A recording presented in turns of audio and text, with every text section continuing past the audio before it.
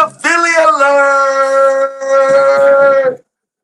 Tonight, Jalen Carter got the berg. And we definitely going to talk about what we want to see in this year's training camp and show you a little, behind the scene footage of some of your favorite Eagles players putting on the pass today. But first, let's listen to what they're talking about when they talk about our boy, Jalen Carter. Maybe an extension was obvious for Philly for Jalen Carter, but you think it's a good move to lock him up long term? Oh, big time. I mean, he's been one of the best defensive tackles in football. And when the fact that they've got Carter locked up now, and you look at least on paper, this defense, you're going, this is one of the most talented and youngest defenses in football. And if you look at their schedule, it's the opportunity early. You see the number ranking on the right. That's their offensive lines, okay? So early for this defensive line that now has Jordan Davis and Jalen Carter locked up. They traded for Grenard. They've got Ojomo, still Nolan Smith, to really dominate football games. And then there's a stretch near where that Rams and Bears schedule, you're going to play against really good offensive lines. And so I think this has the chance to be once again a top 5 defense. And you're talking about a defensive line that could resemble the one that we saw in 2024 when the Eagles won the Super Bowl and they dominated people up front.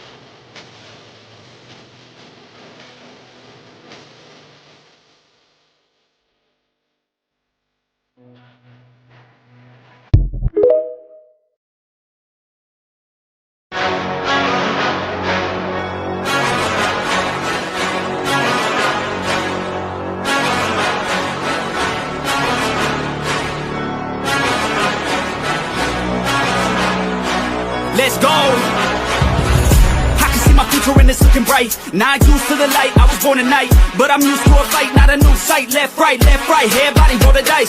No regrets when I finally leave. I'll finally be the final, be a better me. My destiny is to invest in me, a quest to be the best, yeah, legend free. From a world that's lived and so wounded, I got dreams and they feel so lucid. I got dreams that they think are stupid. It's alright, sit back cause I do this. I don't take this life for granted, my mind's expanding. It's time for a fight, command of the war. I want more, yeah, I said I want more. Took a life full of hooks, time to even the score. One life left, so I gotta make it count. Two bloody hands, work hard just to build it now. 3 more doubts in my head, try to tear me down. Will I run, or will I leave when I'm underground? I don't know, let's go, but watch me go. Take a deep breath in, can you feel that? That's 1 in a billion, wait, 1 in a trillion. A life that's been given, a life that's worth living. I don't wanna miss it, I'll get up and get it. Cause I got a vision, I got ambitions. What is up, guys? Yes, sir. Woo, we back, baby, Yes, we sir. back. The Philly alert is back. Hit that like, hit that subscribe, post notification bell, follow, whatever you gotta do to get locked in with the best Eagles content on the planet. What's up, my guy? You Birds got it, fan man. How you 81. doing, bro? All is well, man. All is well. That's what's up. We got my Yes, kids in there. sir. Hey, thank you, Z. She said my dad's in there. My dad's in here. Okay. Showing the support, much love, even though my kids aren't Eagles fans like they should be. I'm sorry, guys. I'm gonna talk there. She's a Niners fan. She's a Niners fan. But she loves her daddy, though. You know what I'm saying? I even got my son here. We got Junior in here. And Junior in here, he in here talking nonsense. What do you say? What do you say? I can't get I on could here. beat Jalen Hurts in a football game. Oh, my God. See what I'm saying? Y'all see what I gotta deal with? Y'all see what I gotta deal with? How did I just do that? I just made the screen smaller. I need to make it bigger. The bird section. What's up, BG? Let's go. Let's go, Bird Section in the building. Hey, shout out to my boy Bird Section. We're definitely, linking up. We're about to do some nice stuff this season. Man, go make sure you subscribe to his channel. All you guys know that the Eagles Nation is growing every single day, and we're about to bring some fire this year. I cannot wait. It's going to be great out there. It's going to be great. I want to know what just happened to my comments here, guys. Jalen Carter gets extended. Let's Yes, he go. On the did. hunt 72. What's up? Yeah, he did. He got extended. He got extended. I don't Yeah. know what I did, but I messed up everything because I had everything in full focus. But let's get to this Jalen Carter thing because first off, I would like to apologize for all the trade rumor nonsense I was saying about your boy Jalen Carter. I'm a huge JD fan, Jordan Davis. But I will say the Eagles proved me wrong. Like I knew it when they didn't trade for Miles Garrett. I knew it when they didn't use him to trade for Crosby.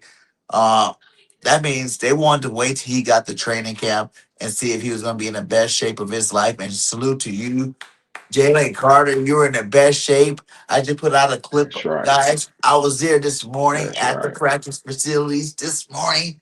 I got some Landon Dickerson highlight clips, walking to practice. Jalen Carter, Jergy. I got all them boys. So y'all make sure y'all hit that subscribe and follow me on all platforms. I give y'all this exclusive. Ain't no other Eagles content creators out there got no picture of Jalen Carter the morning he got paid $152 million. 152 million, my guy, for 4 years, 38 million a year, 102 guaranteed. What's your instant reaction on that one? Los Eagles, son. Oh, man. We'll get to that in a minute. We'll get to you in a minute. Unknown by all. We'll come back to you in a minute. What is your instant reaction on that one? On the Jalen Carter situation, I'm excited because the big men are getting paid now. And I play defensive line, so hey man, the fat boys are back. Finally, man, the The fat fat boys are boys back. We are get back. paid. That's what I immediately thought about, when I was when I saw the contract, when I saw it, I said, okay. And the thing is the defensive tackles, like it's best to sign them early because the price is going up on all the D tackles right now. Yes, it is. Like it's going Some even up. If you asked the look at question. Some even asked the question, did Howie wait too long? Because you think about it, if Howie would have did this 2 months ago, but Howie was thinking like BG was thinking, I want to see what you look like with them shoulders, my guy. Because if he would have did 2 months ago, then he could have got Jalen Carter for at least $3 million cheaper. You know what I'm saying, per year. And then all the rest of those guys got signed would have had, to stack above him. But Howie doing what Howie always does, sticks to loyalty, and that's what I mess with Howie for. He stick to loyalty, and he let those guys get their contracts, and then he came on top to make Jalen Carter the highest paid DT in the game. Jalen Carter at 38 million, Jeffrey Simmons at 35.27 million, Chris Jones at 30 to 1.75 million, Dexter Lawrence at 28 million, Milton Williams 26 million, Jordan Davis 26 million, Zach Allen with the Broncos 25.5 million, Numbi Madubuduke, however you say that with the Ravens, Maduka. 24.5. Liam McNeil with the Lions, 24.25. And Quentin Williams and Derek Brown, 24 million each. That's the top 10 payroll for the D tackle inside. So there you go. Yeah, man. Jordan Davis And Jalen Carter, our Bash brothers, as we like to call them over here, the Yeah. Bash brothers. The brotherly. Am I my brother's keeper? And he said, yes, I am. 2 first-round studs. That's going to be anchoring this defense at least for the next 3 years. How do you Yes, guys sir. really feel about do the Eagles have the best defensive tackle unit in the game right now? That is the question. Do you think Jordan Davis and Jalen Carter is the best duo in the league? Yeah, it's definitely like they're in the top three. I mean, nobody when Jalen Carter and Jordan Davis are healthy ever since college, they've been darn near unstoppable. Nobody can argue that. We saw what they did when they were together on the field. Sometimes you know how it is. You play sports. When you got a homeboy that you cool with, like my best friend's name is Willie. He played linebacker. I played D tackle. We just had that chemistry. And when you play with somebody that you got chemistry with, man, you don't even have to say anything. And like they can basically just nod their head a certain way, let them know like, hey, I'm going this way. I'm gonna do a spin move. I know what was called, but I see something different. They got good chemistry. They're they're good friends on and off the field. And it was just, hey, it's a match made in heaven for the Eagles. Yeah, super match made in heaven. Because, like I said, Yeah. I apologize to all you guys about trading JC, but I'm gonna let you guys know that JC's about the ball out this year.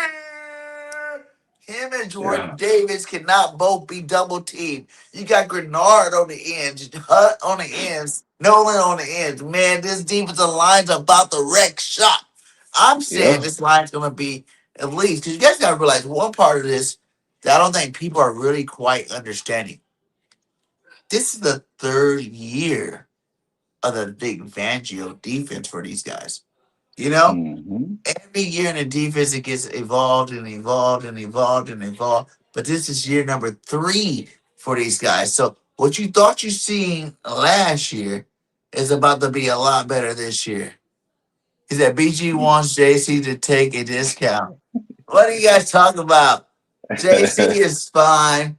JC is cool, man. He cool. We good. We good. He says, All yeah. But right.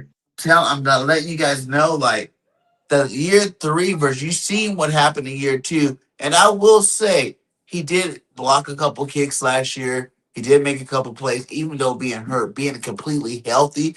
We just never seen a Jordan Davis playing at the level that he's playing right now with a Jalen Carter together. And I think that's another thing that's going to make this the most devastating, dynamic defensive line in the game. You got Moro and Joe Mook filling in the back end. You know what I'm saying? And Hmm. actually, you never know. You never know how he's working. I heard a guy in Tampa is looking for a new home. A guy in Tampa and Yeah.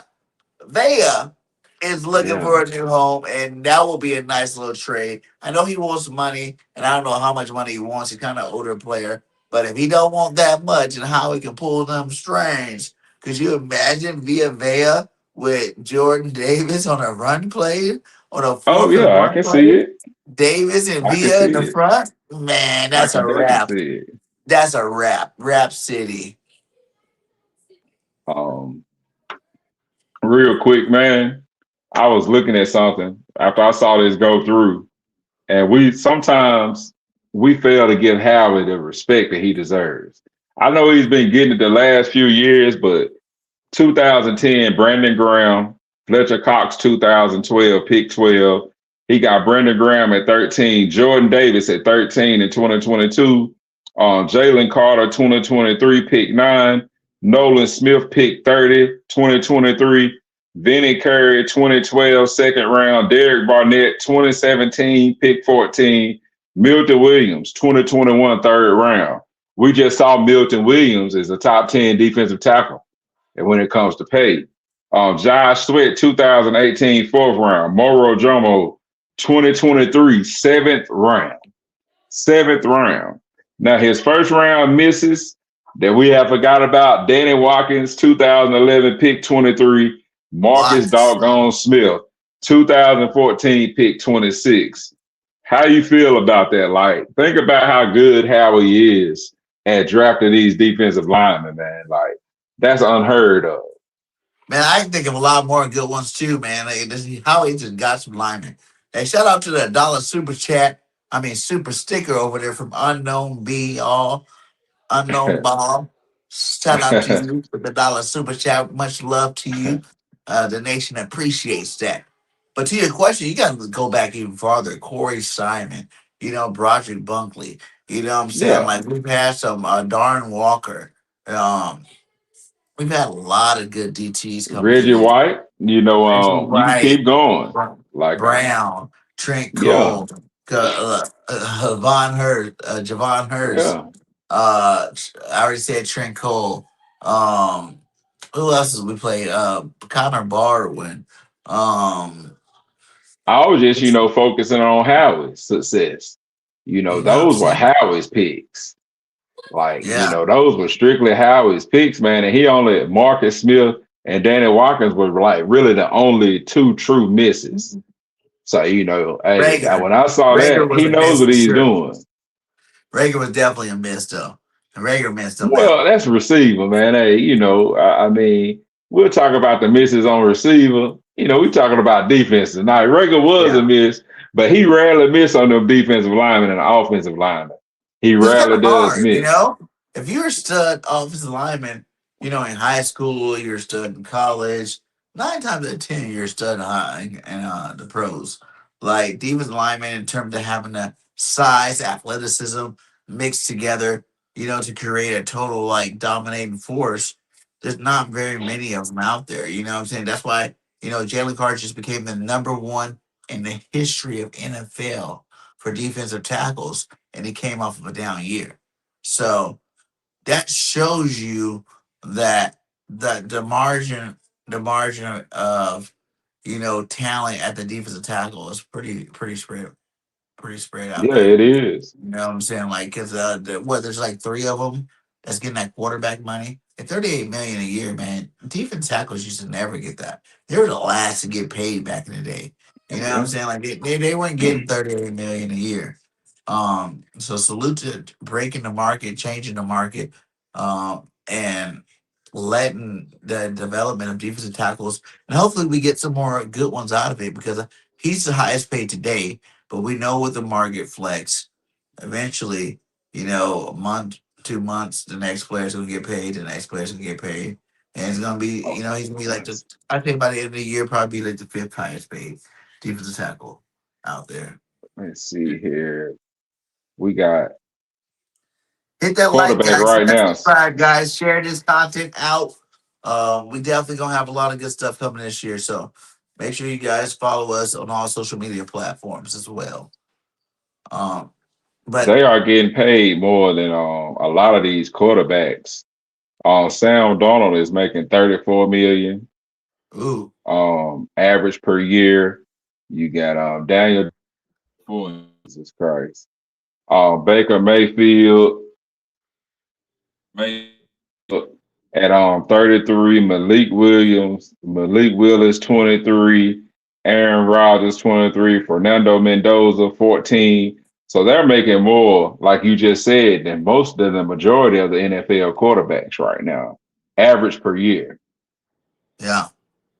But they're the ones to get after the quarterbacks. And everybody knows, a quarterback's worst nightmare is pressure up the middle.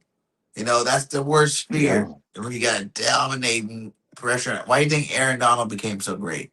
You know what I'm saying? He got all them Yeah, you're sacks up the right. middle. Now I will say this. And speaking Now of that, is he coming back?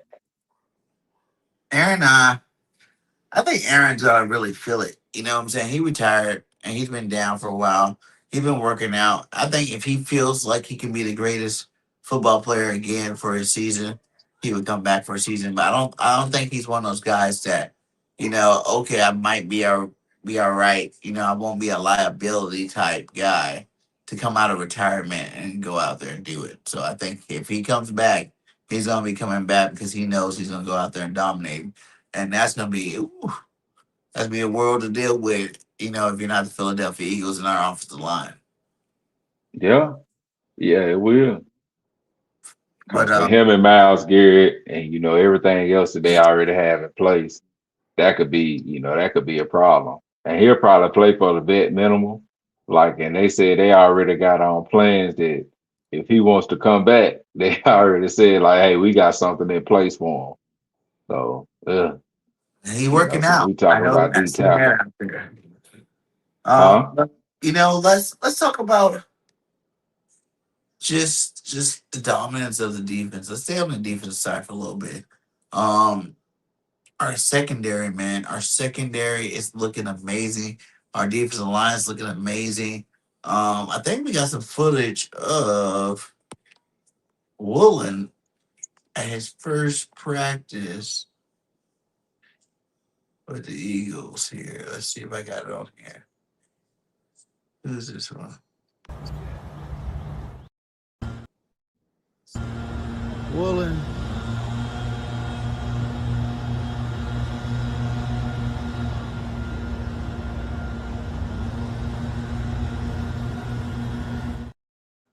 The number 2 is out. First day in Hmm. practice, Woolen. Man, I think that is going to be a huge, huge upgrade in our secondary. Like our secondary, like we talked about last week, who's better than Q? Who's better than, Coop? And now it's going to be who's better than Woolen. Because with the defensive line that we have, putting the pressure that we're going to be putting on them this year, their jobs are going to be cake. You know what I'm saying? Woolen's a big physical cornerback with athletic ability. If you don't think he can jab somebody up in that first 5 yard range and then still get back in case he gets beat, yeah, realize you're talking about 10 to 15 yards. By 10 or 15 yards, one of these defensive tackles are going to be right there up, the quarterback's ass. You know what I'm saying? Like right there. And they're going to have to get rid of the ball. And Woolen's the type of guy that can make a lot of plays in the secondary, can get those interceptions that people have been looking for. I hope Quayon Mitchell, because he's been getting disrespected. And I actually wanted to play this because he's been getting disrespected, I feel like. Madden first disrespected him by not having him at, 90 overall. He's the best cornerback in the league. But he also been getting disrespected, but by the top 100, even though it's not really that disrespected, but he only moved up 2 spots. Is he the most underrated cornerback in the NFL? Yeah, because he plays with the Eagles and nobody likes us. Like, No, we know no. if he played with somebody else, they be hyping him up. But since he plays with the Eagles, everybody's gonna try to say that he's mid. That's just how it is. If you play with the Eagles, man, you gotta like really prove yourself. We just heard we saw Keenan Allen, all these other receivers talk about how great of a defender he is. We hear the players talking about how he prepares throughout the week.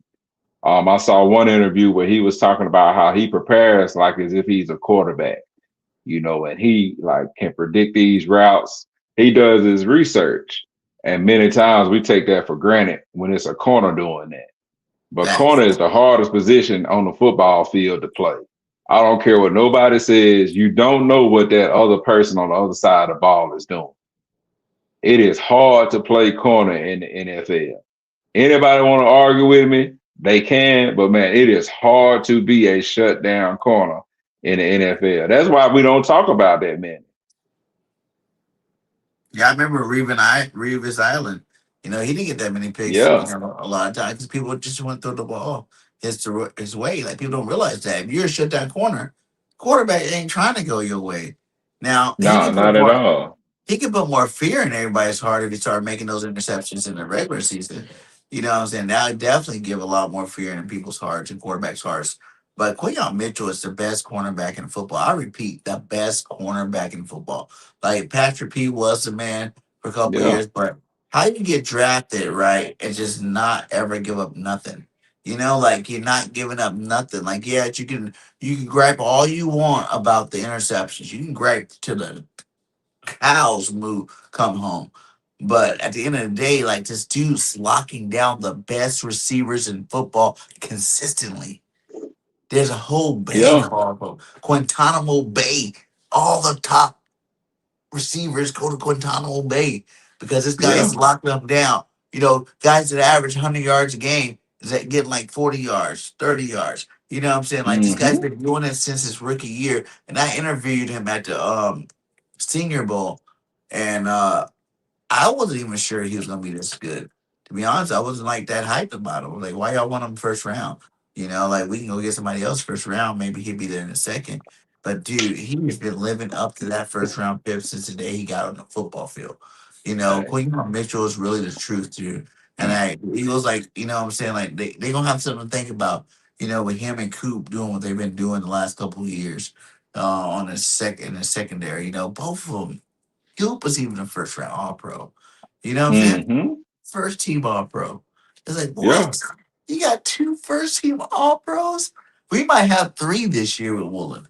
You know what I'm Yeah. saying? Like with this defense, the way we set up. So our secondary future is looking pretty bright. But I know they did say something about how they gonna pay him. I think it was Adam Schefter was talking about that's the reason why the Eagles went out and got this deal done is to get ready over the next couple of years to deal with Coop and Q. Because you realize Coop's probably gonna be the one getting the extension first.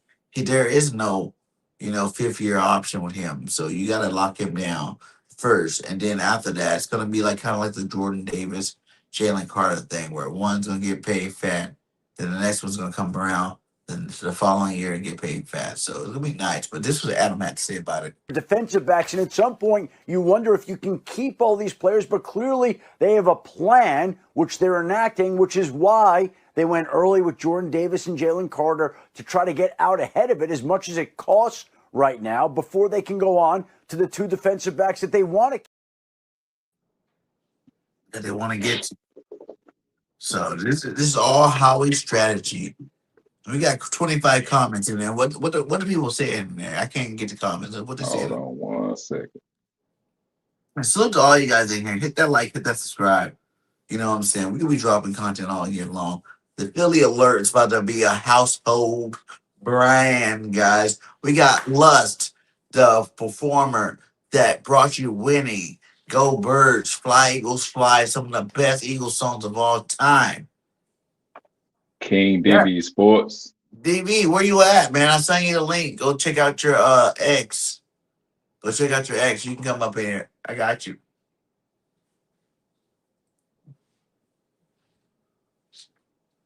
All right, we got Jalix needs his bag too. You Okay. know what, How though? much? Twitch, you're right. Jalen needs his bag too. But Jalen is in a prove it year too. You know what I'm saying? Like, it's good to do it last year. I want to see Jalen Hunt. Like, really? Like, I want to see Jalen Hunt get to that. You know what I'm saying? What up, DB? I want to What get, I up? want What to up? get, What up? What up? What up? What's up, I, bro? I want to get Jalen Hunt to that double digit sack range. You know what I'm saying? Like, I feel like he's good enough to get there, and I want to see him get there. Like before I get all Jalen's, give Jalen's the bag. Do it for me 2 years in a row, and then also, you know what I'm saying? Give me that double digit sack because you got the opportunity of a lifetime. What was he, a fifth round pick or something like that? You know, compared to Nolan Mhm. Nice. Smith, a first, huh? He was uh uh Jalen Carter. You talking about I'm talking about Jalen Hunt. Hunt. Hunt? Yeah, he was. What was that? Third round? You're Yeah, he like was third third round round. pick, and then you're behind Nolan Hunt Smith, was who's supposed to on. be. Yeah, he was a third round pick. That was 2024. And you're supposed to be behind Nolan Smith, and Nolan Smith's dropping the ball, and you got every chance to pick up the ball. Last year, you led our team in sacks and interceptions. Like, that's really hard to do. People don't understand how hard that is. Like, I don't even know if I can recall another player on our team that's ever led the team in interceptions and sacks. Like, that's crazy. Hold on, BG. Hold on, BG. You said Nolan Smith is dropping the ball. How he's dropping the ball though? Getting too hurt. You know what I'm saying? No, He see, this is. Hey, wait. You know, I commend you. First of all, thank you for finally having me on your show. And We've been trying to get you on the Philly Alert, my guy. look, I know. I got you. But I don't think that Nolan Smith has because 2024. Think about it. He had 4.5 sacks in the postseason of 2024, and then in the Super Bowl he played hurt, and he still finished the game. Like that's meaningful snaps. Think about it. We can't talk about Jalen Hurts. Listen, We can't listen. Wait. Before you go, because I'm about to finish. I got you. We can't talk about we can't talk about Jalen Hurts and say, hey, he's a winning quarterback. He does what matters and when it matters in the postseason and all that. But then turn our cheek towards our away from Nolan Smith, whereas though that he did that in 2024 also. Like the way I'm gonna answer this for you is to help you understand. Like he reminds me of Dean. He has moments, okay? He has moments of being very, very, very good, right? But when he's at that peak, and not only Dean, you can go back to Marcus Epps. You can go back before that. Who was that other safety we had too? Sidney Brown. These guys flare, but that physicality they play at get them hurt. And then that's when we need him the most. Like, yes, you can go back to 24 playoffs, and he had one of the best playoffs for a defensive end, especially a young buck like that, ever to help us win that Super Bowl. But last year, he came back down to earth. And I know our whole team kind of came back down to earth last year. But when you're great in this league and you become a household name, that's a week in, week out job. To be a household name. We're projecting Jalen Hunt to be a household name. You know what I'm saying? He got the whole bow, Trent Cole celebration and everything because Trent Cole used to love hunting back in the day. And I think Jalen Hunt got that, next level to him, and he's not getting hurt. And that's the biggest thing. No one's a beast. Don't get me wrong. Like, he's a dog. He's a Philly dog for sure. But his beastliness gets him hurt. And we need consistency. We need you to play a full 20-game season. You know what I'm saying? Or at least, if he got hurt maybe in the first couple of weeks, but not at the end of the year. You know what I'm saying? Like, but we need him to be more on the field a lot more than what he is. That's the reason why we let go. Not only that we had Jahad Campbell, but that's the reason why we let go of Dean. Dean was the best run stopping linebacker we got. We let him go because availability is the best ability. If you ain't available to play but 5 games a season, 6 games a season here and there, man, what are you doing? You We might be a got superstar. in 3 years, he has 10.5 sacks, 2 forced fumbles, and 2 fumble recoveries. No interceptions. He has a total of 91 tackles, 46 solo, and 45 assists. 10.5 sacks in 3 years. Considering everything else on that defensive line, that's not a lot. Y'all see what you're saying with saying that he need to, step up. No, I don't want to cut you off. All right, you good? Go ahead. But you talk about Nolan Smith, right? Right. Cool. So, again, we're talking about Jahad Campbell being the starter this year, correct? Because he's a first-round draft pick and all that. But then you got to think about, okay, Nakobe Dean. Nakobe Dean, we had the same conversations about him. He's not available. Why does he keep getting hurt? After weeks, 6, maybe 7, he came back, took that starter position over for the last year. You know what I'm saying? When he got hurt in 2024, he was the voice and kind of the linebacker coach on the side for Oren Burt that stepped up for us in the postseason. You know what I'm saying? Those type of things matter because we don't hear about it on Twitter, just because we don't hear about it in NFL or anything like that. That matters. That matters. And Nolan Smith really mattered to the organization because of the leadership that he brought into the on the defensive side. Now, when you sit up there and think about Nolan Smith put his body on the line. Like, I was not okay. If people that's here now, been following me or been subscribed to any of my channels that I lost or whatever like that, I would say this. I always got on Nolan Smith about doing that same ghost move because that's a predictable move in the NFL. You can't get away with what you got away with in the collegiate stage of your career. You're in the NFL now. So he started going into the SEC programs in the summer, and doing things, and who was it? Von Miller and so forth. He's been going through certain things. We picked up his 5th-year option. A lot of people say because of the Jalen Carter signing. And shout out to Jalen Carter for getting his bag, but at the same time, I got my dilemma with that. Oh, well. But if we need to get off Nolan Smith and get on your Jalen Carter dilemma. No. We're going to get on that. I just want to finish this real quick. I think Jalen Carter is not giving us advice until we get towards that 5th-year option.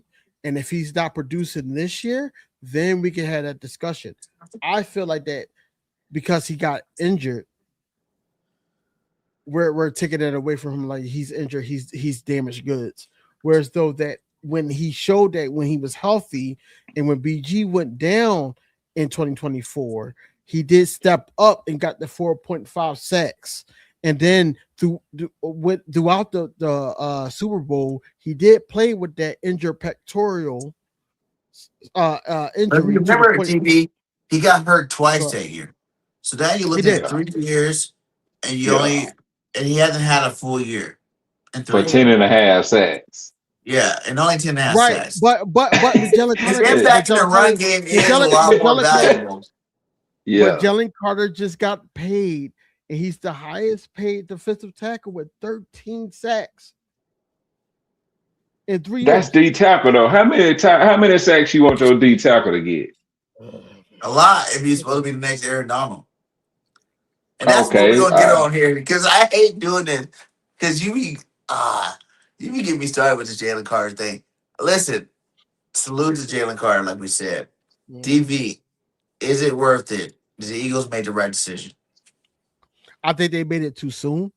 I think that they should, because he's coming off of shoulder injury, and he had to have 2 shoulder surgeries to the point where we don't really know. Now we're going off of what he's doing without pads, what he's doing in the weight room, what he's doing on the sideline between mini camp and OTAs.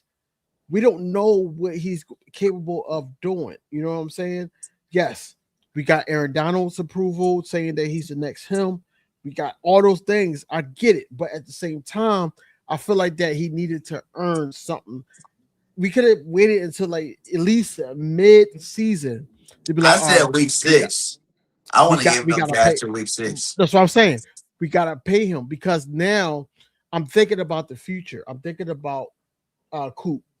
I'm not thinking about Q so much. Like I said before I got on here, that Q, we could pick up his 5th-year option because he's the 1st-round draft pick. You know what I'm saying? With Coop is playing multiple positions. He's asking to do a lot and everything like that. He's a pivotal part of that defense. Vic Fangio is only here for about 2 more years. Let's face it. So now you got to think like, okay, well, Coop can play the nickel and base corner, even if safety get hurt, not base corner, base safety. Now, if a safety get hurt, now he has to play more safety, and then we got to put Marco Carter II, or vice versa. Because let's face it, Vic Fangio said that he liked Marco Carter II. He likes Marcus Epps, right? So we got to do those things. So we got to make it make sense in that aspect, you know.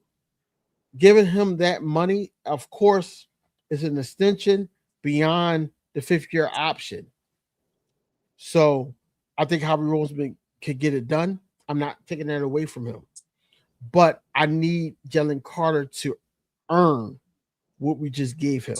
Well, hold on. Now, y'all said if you making a certain amount of money, you want these players to produce. All right, we got 2 top 10 defensive tackles that we playing.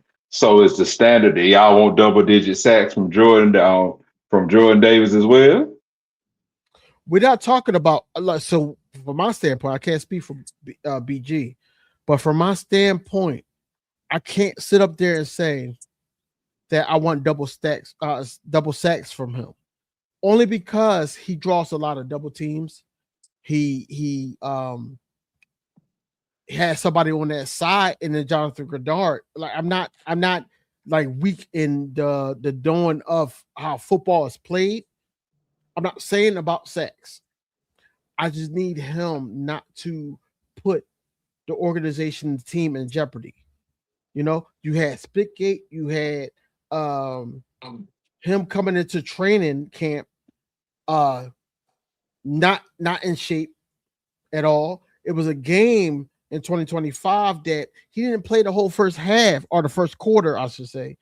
Mark me if I'm wrong, but the whole first quarter because of something that happened in training, a practice before the game. It's certain things like that cannot be. I'm not paying somebody $38 million a year if it's more about the top than the talent. Your mental has to be straight, and I felt like that he learned, you know, from the press conference he had when the Spitgate happened. Whatever we think, because I think that Dak Prescott alluded to that more than Jalen Carter got caught doing it, and then he got the brunt of it. But I feel like that those things can't happen when you're jeopardizing the team where you're the best defensive player on the squad. It can't happen. Leadership. And I hope you agree. I hope you're in agreement with me because at the end of the day, that's fair.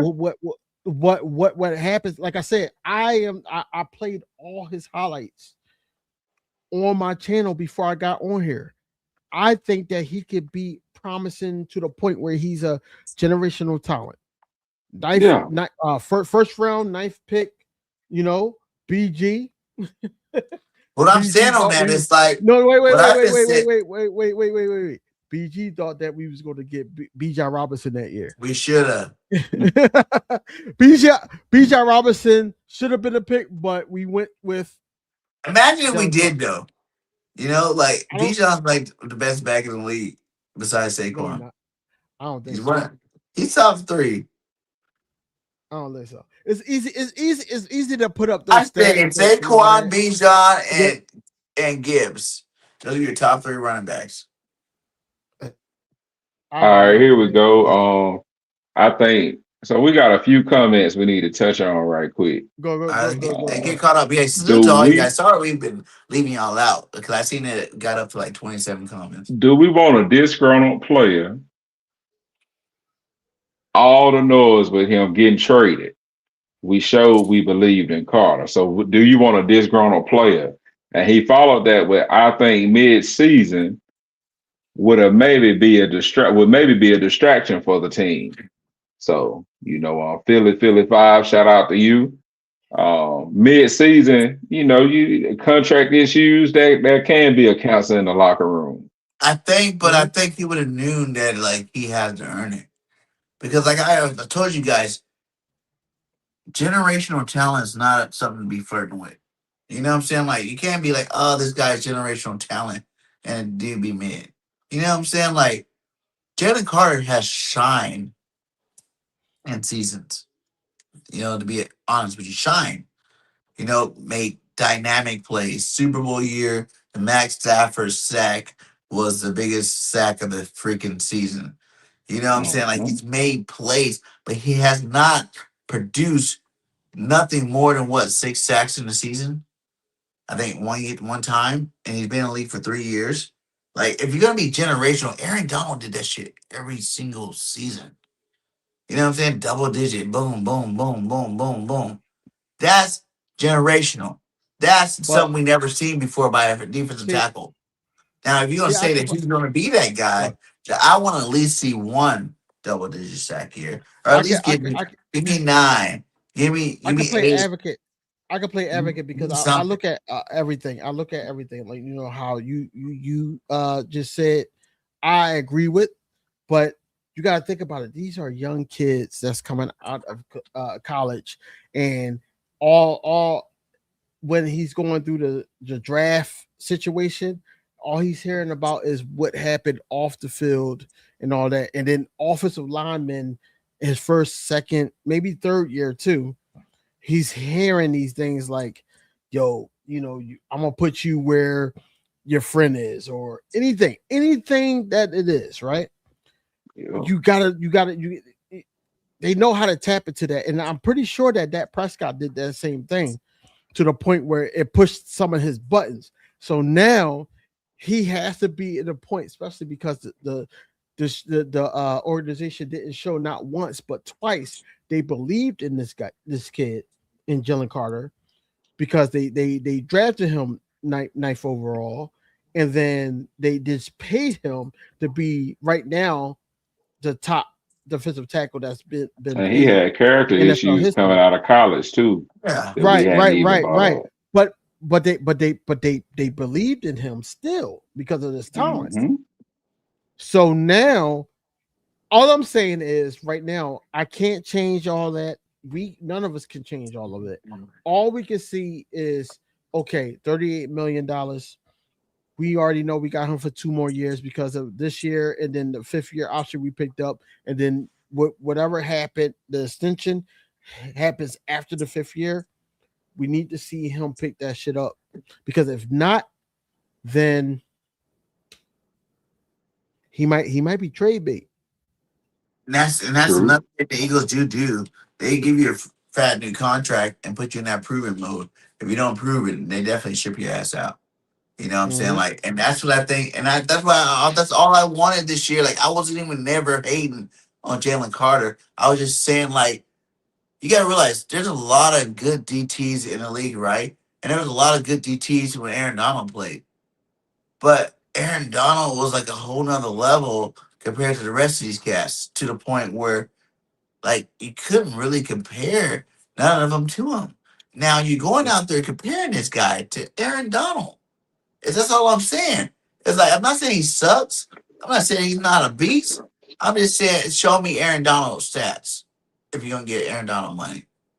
You know what I'm saying? Like, show me Aaron Donald stats. Give Now me what I'm close. not Because agreeing. you can say Aaron Donald, oh, he does get pressures, he does get double team a lot. Aaron Donald did all that. He used to get triple team Now, and still double digit sacks. We got Okay. a comment right here. Go. Did we got any super Let's chats? grab this comment. Go. 'Cause I see 3 George stars. B. Burgess says, in my opinion, they should have gave him that money. I believe he did earn it. Look at the dude from Dallas, Michael Parsons. He's talking about he definitely earned a big contract. Then he goes to Green Bay and gets hurt. Pay them if they earn it. They can get hurt any given day. That's the gamble the owners take every season. I thought that was a good comment. I just wanted to throw that one in there. Was there any super That's chats cool. too, or no? Nah, no super chats. So I hear what people are saying, because I go always to the Justice Simmons contract, and before he basically broke that the defensive tackle state. You know what I'm saying? Organizations that's not really in they competing, but they're not in competition for a Super Bowl. Let's make that mark there. Now, what I learned about the Dallas Cowboys organization is that the Dallas Cowboys organization is more about the flashiness and all that, about the players that could be. You know what I'm saying? Right now, think about it. Ryan Clark just got fired after he said it probably could have led towards certain, but he got fired because he said that the Dallas Cowboys are Super Bowl contenders, which none of us really believe on this panel. What I think is that we look too much like I understand. Okay, Justice Simmons got his payout, so we like, oh, Jordan Davis is better than Justice Simmons, so he should get a huge payout. He should get a bigger payout than that. You know, he set the market. You know, and I'm not going to go towards Q yet because this award just got extension, but we're going to get into that a little bit later. But I'm just saying that the way it looks is that yes, we should have paid Jalen Carter, and I'm happy that that's what it is. A lot of people will say we're not the Cowboys, we're not the Saints, and all that. Of course, we're not. I wanted Jalen Carter to get paid. The whole thing is, I didn't feel like that he showed a lot in that stint to get paid, but I do trust Howie and all in the medical staff to say, okay, well, the shoulders is good and all that. I don't want it to be a Drew Rosenhaus because I'm not really a huge fan of Drew Rosenhaus. I don't want it to be his choice to sign my player or we're just going to hold in until you pay us. I didn't want that. Jeffrey Simmons, you're right, EC1. Jeffrey Simmons, not Justice Simmons. Jeffrey Simmons. Yeah, that's the case too with the hold in and whatnot. But you have to kind of do it early. Like Howie's always going to do it early before he does later. Like that's just the Howie motto. He's always going to be ahead of the game to get that contract locked in. You know what I'm saying? New contracts free up new money, free up new opportunities. Like, on that note, though, do you think that that contract kind of shows how much more better than he is than Jordan Davis? Because I feel like Jordan Davis is going to be our best defensive tackle moving forward. Well. To answer your question, Jordan Davis came into the league as a nose tackle only, and we couldn't play him every snap or majority of the steps like we could Jalen Carter. So that's up for Jalen Carter. Now he's Peloton, he's Peloton Jordan Davis now, and he showed that last season, and he was basically our best defensive player last season. Honestly, I'm happy that Jordan Davis got paid and all that, but yeah, Jalen Carter, talent wise, you can't rate it. You can't undermine to the point where Jalen Carter is the best defensive tackle that we have. He's the best defensive player that we have. Q is second. I think Q is second. I think Jalen Carter is first. I would say Bond's our best defensive player right now. He's been consistent over the last since he's been here. You know what I'm saying? He's all pro. Best at the position since he's been here, right? Mm-hmm. Okay. Now Jalen Carter, like I said, I'm in the belief that Jordan Davis is better than Jalen Carter for multiple reasons. I'm not just gonna say it to say it. He's bigger. He's way more bigger. When he stands next to Jalen Carter looks like his little brother. He's stronger. He's faster. Jalen Carter's even came out and said Jordan Davis is faster than me. I can't touch his speed for his size. And the thing that happened that I don't think the Eagles were even expecting to happen is he took that next level. You know what I'm saying? Like, we hoped, we prayed, we were like, oh man, he's a great run stopper. But if he can use the athleticism to become, a pass rusher too, then we really got a beast. And it took a couple years for him to get down in weight. It took him some time to get to where he needed to be. But last year showed you that he's there. And now it was that whole, like, you go back 3 years, and you're like, if he could possibly get there, it came to fruition last year. And it's only going to get better every year out.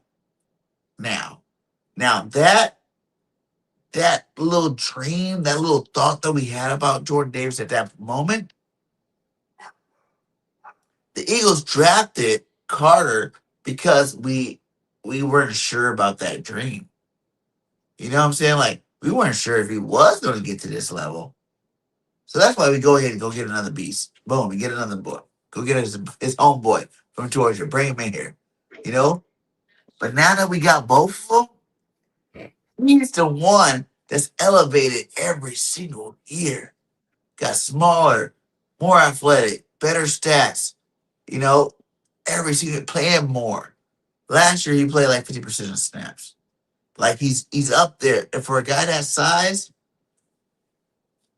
it reminds me kind of like the comparison of Fletcher Cox and Aaron Donald. For those years, they were in a year in the league together, right?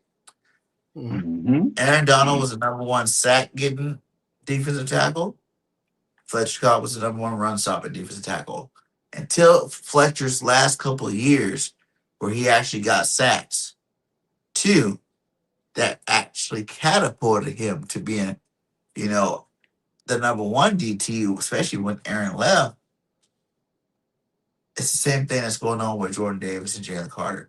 But Jalen Carter needs to get those stats up for me to give him that respect. You know what I'm saying? Like, if Jalen gave me, even if you don't get double digits this year, which I think when you get paid that kind of money, I want you to, even if you don't get that, give me Do 9. you realize that Jalen Carter wouldn't have been available when we got him if he didn't have character issues? Like that, everybody was saying this guy was going to be a top 5 pick.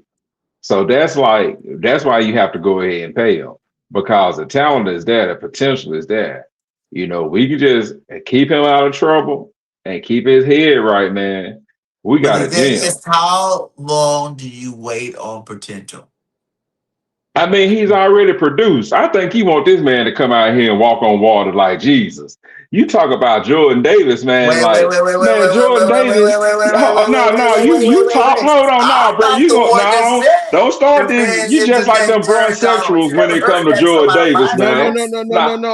I'm You gonna never heard that piggyback come off out of of my you, mouth that he's the next Burfant. Aaron Donald. Burfant. I'm gonna piggyback off of you when you done. I'm just waiting for you to be done. I'm not the one that hey, said he's the next Aaron Donald. Like, that's the hey, only bro. thing that hyped you up about Jalen Carter. If you really look at it, why you think Justin Simmons had better numbers here and looked better than he did last year?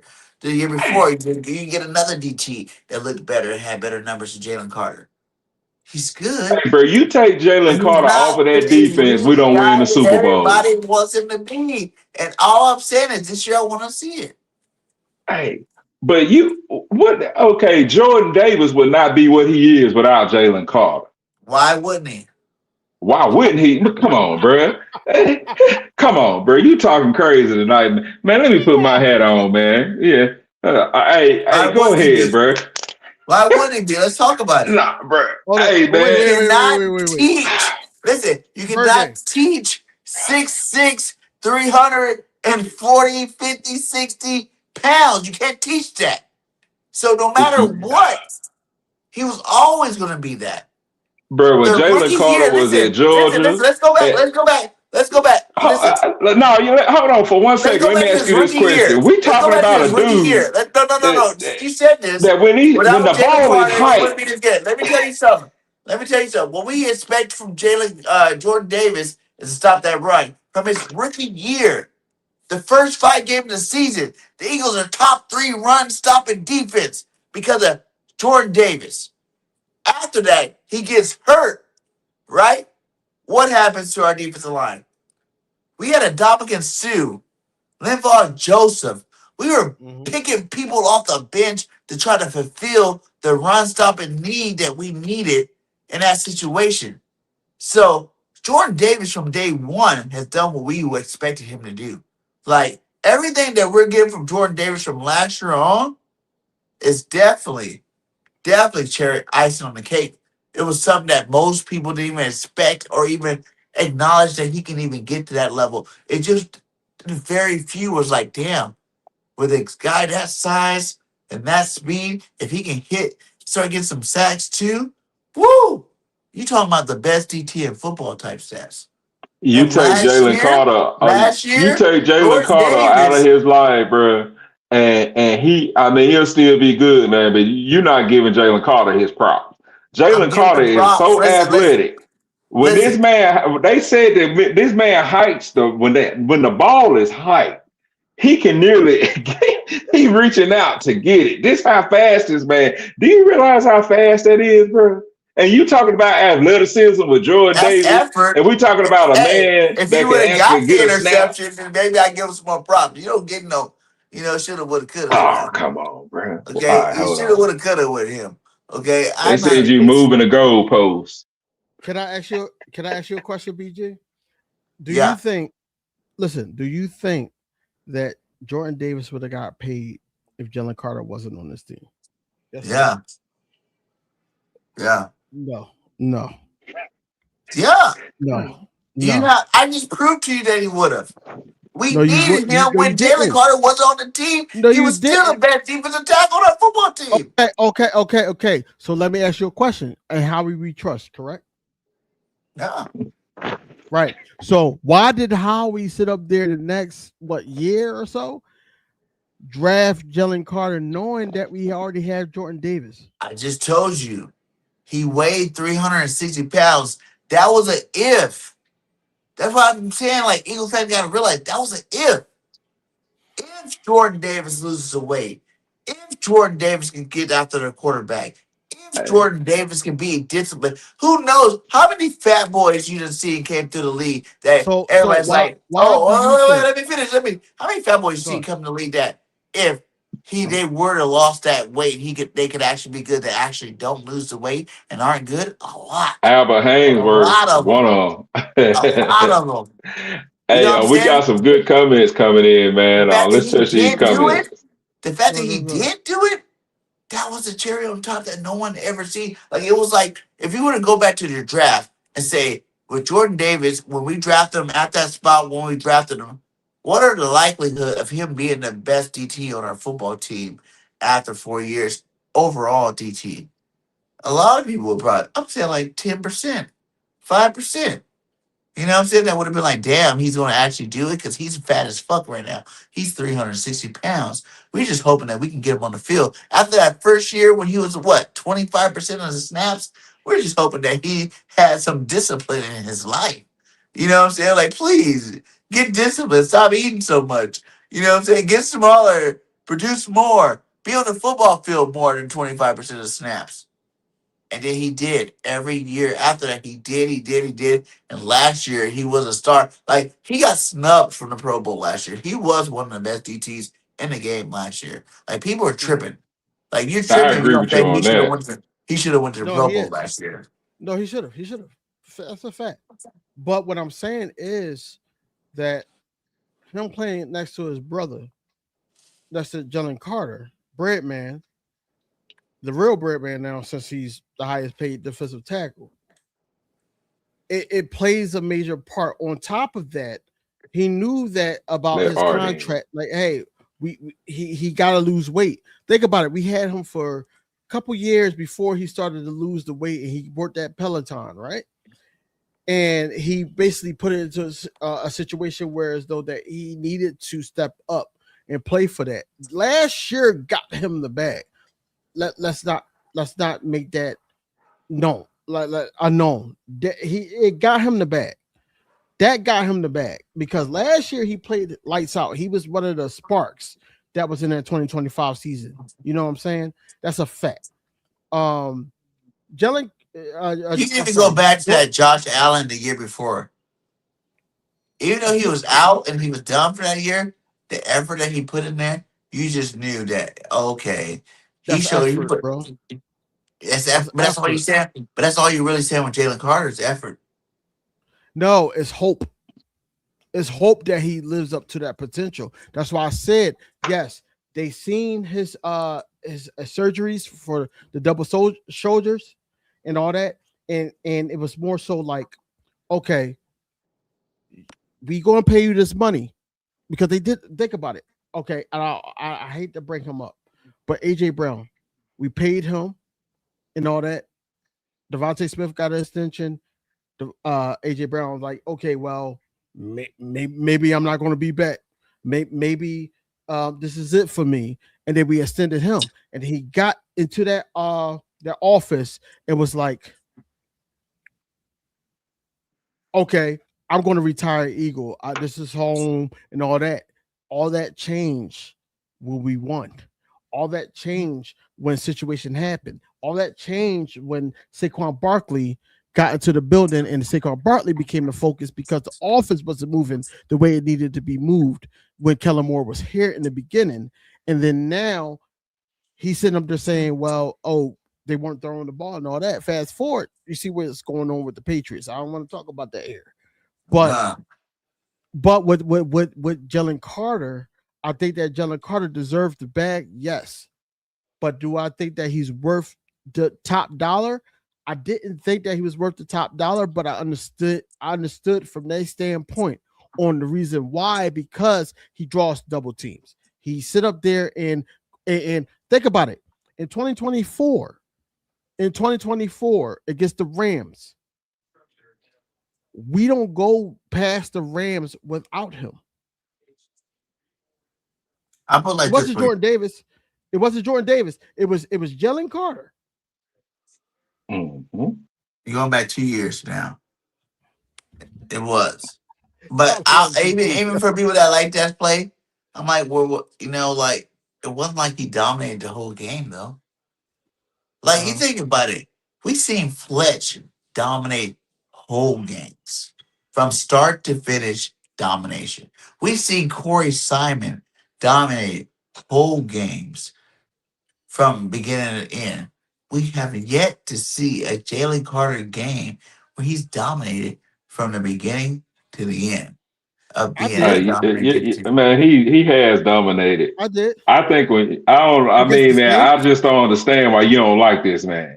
Like, Well, you got something against Jalen Carter. Got me wrong. I'm let Berg fans Like, I love Jalen Carter. I don't want to overtalk nobody. Love him. I don't want to talk. You're not giving Jalen Carter. Without Jalen Carter on that defensive line, it changes the whole dynamic. I'm saying like this. Okay. So, DB, how did you feel? I had something else I wanted to say before this, but you guys got me to this point. But how did you feel about the whole Crosby or Garrett? Do you think that if you were the Eagles GM, Howie Roseman, you would have traded JC for either one of those two guys? No, because at the end of the day, I figured the philosophy of Howie Roseman, and Howie Roseman is more so of the younger talent, or the potential of the younger talent, more than somebody they could get now. Like, we would have been in the same position as the Rams. This is why. Wait. We would have been in the same situation as the Rams. Think about it. All the work and mileage that Myles Garrett has with the Browns, right? And all of the work and mileage of Max Crosby have with the Raiders, right? And we bring that over here. Yes, they can help us, but they can also be like, okay, we one and done. Or if we want go to the Super Bowl with them, we one and done and all that. We're paying them for what? What are we paying them for? Because now they're going to still be on the books after they retire. Whereas though that you got younger players that with the potential, that hungry and all that. This has been our philosophy. This has been our philosophy with the younger players. So why would we sit up there? Think about it. We just let go of Slay, Isaiah Rodgers, and all of them because this was supposed to happen with the Jalen Carter situation.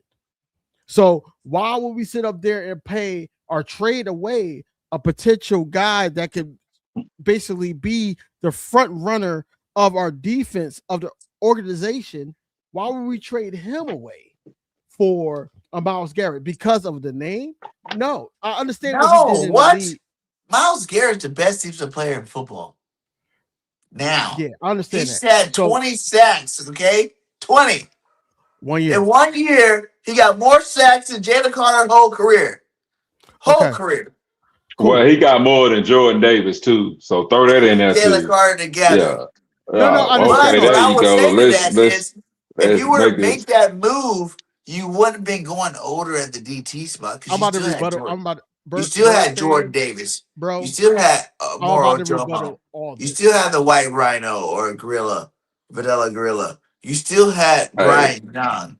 You know, you still had young guys at the DT spots, and it'll help outside. Now, when you look at the outside of our defensive line, I'm waiting. I'm just waiting. You got Bernard, who was down year last Hey. year, right? Down year last year, but averages 12 sacks a year. But Mhm. last year he didn't average it. So we bringing him in hoping we can get him back to 2 years ago, right? And they We said got Carter stuffed you in a locker or something. he never does me. I I don't get mean, stuff in lockers, homie.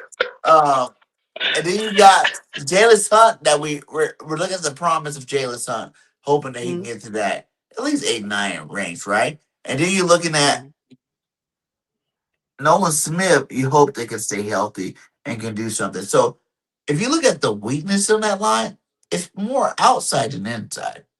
And to give up one piece from the inside to upgrade the outside, could you imagine Miles Garrett, Grenard coming off the ends with Jordan Davis and Moro Jomo in the middle of that defense? It would not have been bad. It would not have been bad. I don't care what any Eagle fan said. That would have been ridiculous. Because Jordan Davis still gets double teamed, period. He's too big not to. And if you double Hey, team one guy in that defensive line, Miles Garrett and Grenard off the ends, come on, my guy. Like, I'm y'all gonna say act this like what before I you was go, saying King was DB, so and then I'll be ridiculous. quiet a minute. All right, Yeah, like bro. what I was I saying was opened the so show. ridiculous. But if you seen it in real life, that would have been good. Well, I'm talking. I'm an Eagles fan for this year. You know, I Hey, want to chip BG, this year. This this year, is I history, don't care bro. about no Listen, let me go right quick, man. Brandon Graham, 2010. Fletcher Cox, 2012. Jordan Davis, 2022. Jalen Carter, 2023. Nolan Smith, 2023. Vinny Curry, 2012. Derek Barnett, 2017. Milton Williams, 2021. Josh Sweat, 2018. Moro Jomo, 2023. This is Howard's philosophy, bro. He gets good defensive linemen in here and he tries to keep them. He couldn't pay Milton Williams. You can't keep everybody. So this is just his philosophy. So if you think it's gonna change, it's not gonna change. He gonna pay defensive linemen, bro. Like this gonna happen. If they show any potential that they didn't earn that money, how is gonna pay them? Go he ahead, also DV. That's shows on you you. that he'd get an old school vet to win that chip too. Don't forget about Chris Long. How much was you gonna pay Miles Okay. Garrett? You gonna pay Miles? How much Miles Miles Garrett gonna Garrett, get paid? listen, y'all, everything is there's levels to this shit. Basically, what I'm saying. Yeah. There's levels to this shit.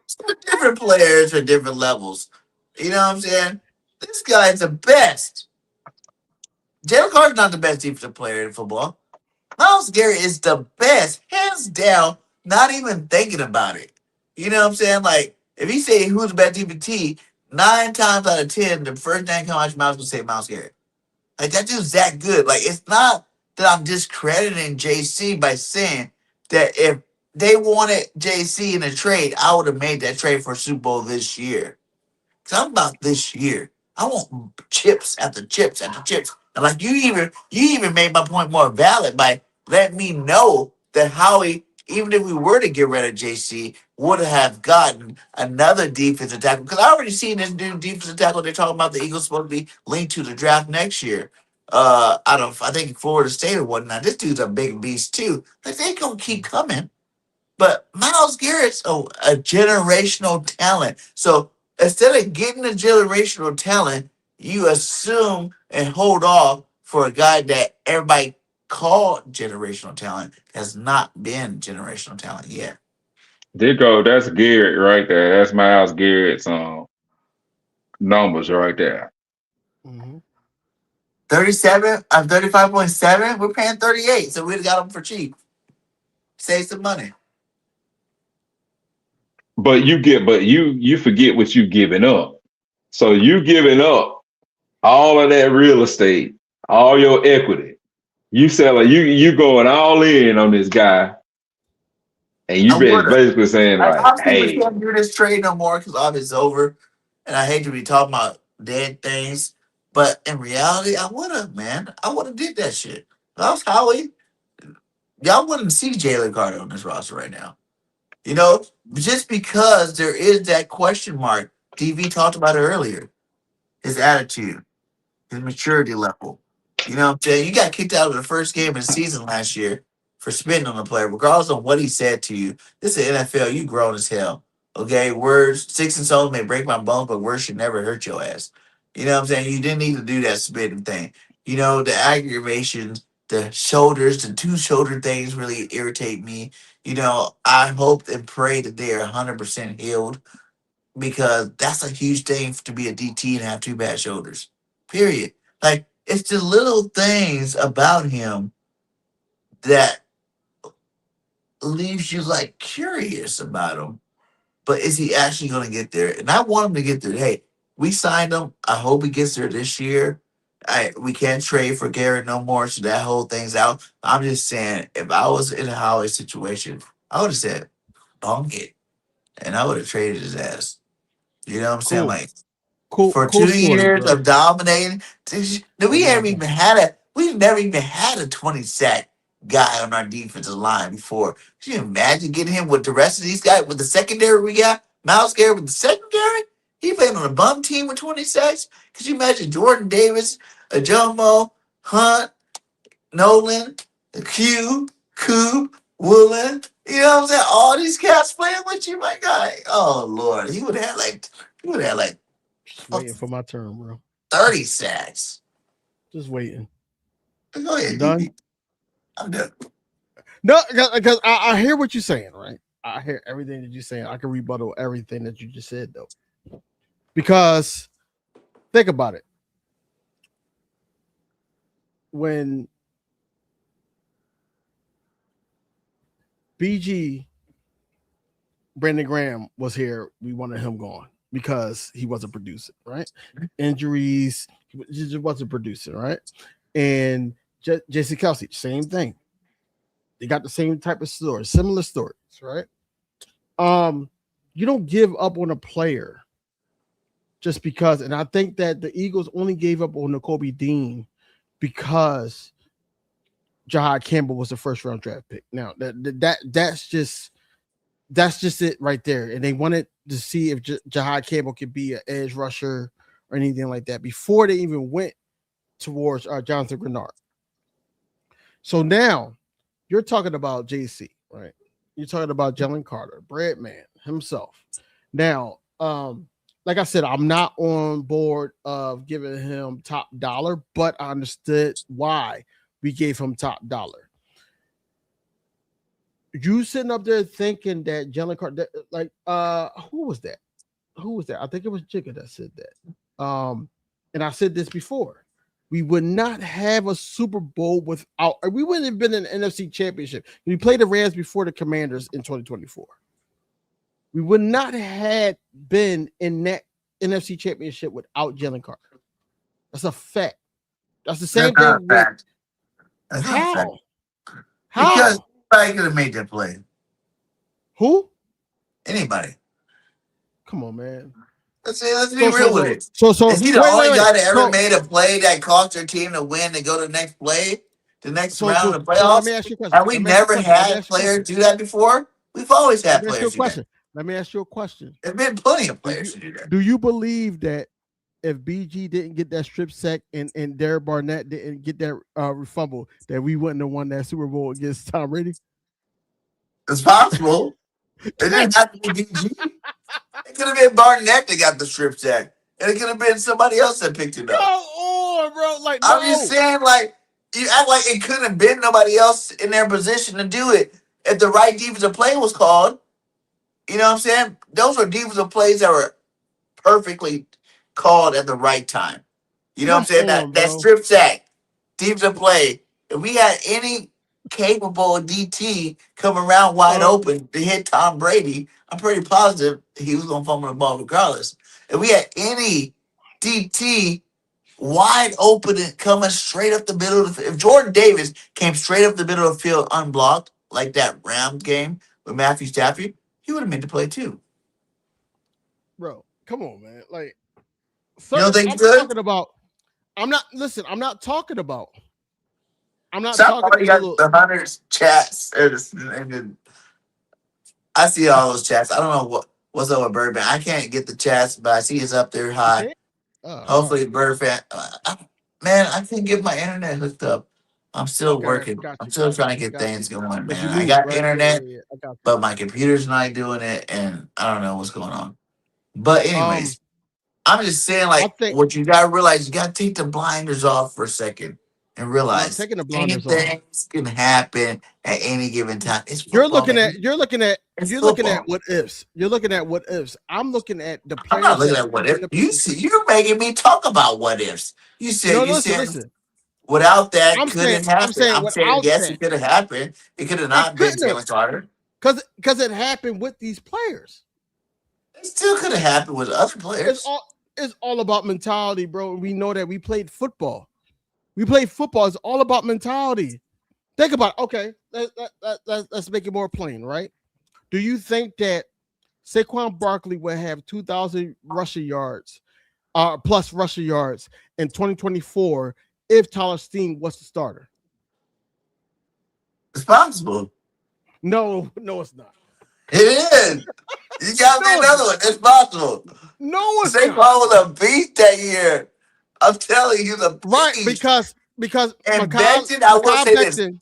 Becton was a beast too that year, and the run game was a lot more effective with Becton. But what I will say is the way that Lane Johnson, Myalata, Landon, and Jergy paid in 24, it probably could have went that way with another right guard. You never know. You never No, know. no, Makai Becton. That's how he got paid, bro. Because I he was know. a pivotal point of that offensive line. But if he was so good, why we didn't sign him back then? He's been a free agent. Stupidity. We That was a couldn't pay bad him. move. No. It wasn't a bad Yeah. move. We couldn't pay him. We just couldn't pay him. We We good couldn't pay now. him. And who's We couldn't pay starting? him. C starting, and we didn't re-sign But do you McCarr. think? But do you think? But listen, hear me out. And it's a question to both of you guys. Do you think that Makai Becton will still be the same under this new offensive line coach?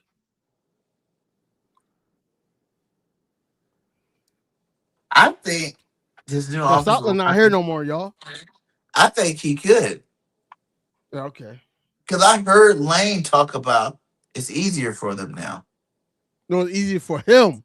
He's No, 35 it's for years old. them because you're doing more double teams together. You're doing more moving together. Like, people don't realize we played bully ball for 5 years. Okay, the talent won those games the last 5 years. The talent won that Super Bowl. It wasn't the coaching. The talent won Well, it. Now, Jalen Carter don't have talent, so I no, no, mean, no, no, no. I never I said won't. Jalen had talent. He's a very talented Time Uh, guy. out. Hey, He's a yo, very hey, I time talented out. mean, guy. and I Okay. don't have nothing to do with No, no, talent, do it. Like, It's, okay, my with bad. Jalen time Carter, out. it's like, is he good? Is he great? Or is he generational? I'm saying he's a good Hey, football player. I'm saying he has a possibility to be great still because he's so young. But is he generational talent right now? No, he's not. He's not. He's not even the best ET in the league right now. You have to be at the top of the board to be at the top of the board. You can't just project somebody at the top of the board just off his That's a name. fact. That's a fact. I You agree. know what I'm Chris saying? You got to Cooper, put in the the work. offensive line coach, he was in Minnesota from 2022 to 2025. And that offensive So line I coach, mean, I think Steen already knows that if he don't come out this year and do good, his ass is gone. Like, we ain't gonna hold him up no more. Like, Steen was supposed to be good. He started out all right. Becton stole his job. We won a Super Bowl. It's Steen's size. So I actually got a clip of him today. When I seen him today, he did look a little bit bigger. If he got a little bigger, that can help him out this year. Like someone just said, Steen's gonna be a Pro Bowler this year. It's possible because he comes from a tree. He comes from Alabama, man. That's like the cream of the crop, the best school to come out of playing football. Like, you learn the most there. Stallin's from Alabama. Like, they breed offensive linemen there. So, like, he mhm. was a little You're making my undersized, point. yes. He was a little You're making my undersized, point. but now he possibly could be that Pro Bowler because it's been some years. He should know by now he need to gain some weight and get a little bit better. Let me throw this out here. And I still want 2025, Bell. To Cooper. be honest, I want Bell to win that. right guard spot, to be honest with you. The Rook, because he's another big Becton type guy. He's a big, mauler type guy. I would love to see Bell go beat Steen now. Hey, sorry, I gave Steen love for a second, but I want to see Bell actually get that right guard spot in the training camp. Oh, you good? Hey, man. I just want to throw this out there. Cooper oversaw a Vikings offensive line that was led by Brian O'Neill, who earned the third highest Pro Football Focus grade, 84.9, among NFL right tackles after allowing the fifth fewest pressures, 23, tied at his position for a minimum of 400 pass block snaps. He also mentored O'Neill to his second career Pro Bowl during the 2024 season, when the veteran finished with a career high 82.1 PFF pass block grade and surrendered only 2 sacks. He managed an offensive line that protected the fifth best passing attack, 256 yards per game in 2023. His unit also blocked for the sixth ranked passing offense, 264 in the NFL, and helped Dalvin Cook total the second most rushing yards of his career in 2022. So this guy is not a slouch, that we got in replacing Stoutland. So I just wanted to throw that in there. I don't think he's a slouch at all. I don't think Chris Cooper is a slouch at all. It's just a simple fact. Like when we sit up there as Eagles fans, we talk about Stoutland University. I don't think that he's going to take that extra oomph to basically get these guys not only just drafted, but also be equipped to take over that role. You know what I'm saying? And I felt like that, with Stoutland, his most recent successful year in 2024, when we had Steen supposedly had been the starter, but then we signed Mekhi Becton, and Mekhi Becton throwing up and all throughout training camp. He actually stood up. He gained that rapport with Saquon Barkley, and he helped out their running game. I remember one of the games. I only remember what game who we were facing, but Jalen Hurts actually went with his lead. And that's the whole thing about it. Now, I know that Lane Johnson alluded to, because I remember when Jason Kelce was at center, and then we were trying to have Cam Jurgens at the right guard. Lane Johnson didn't want that. He wanted a bigger guard next to him.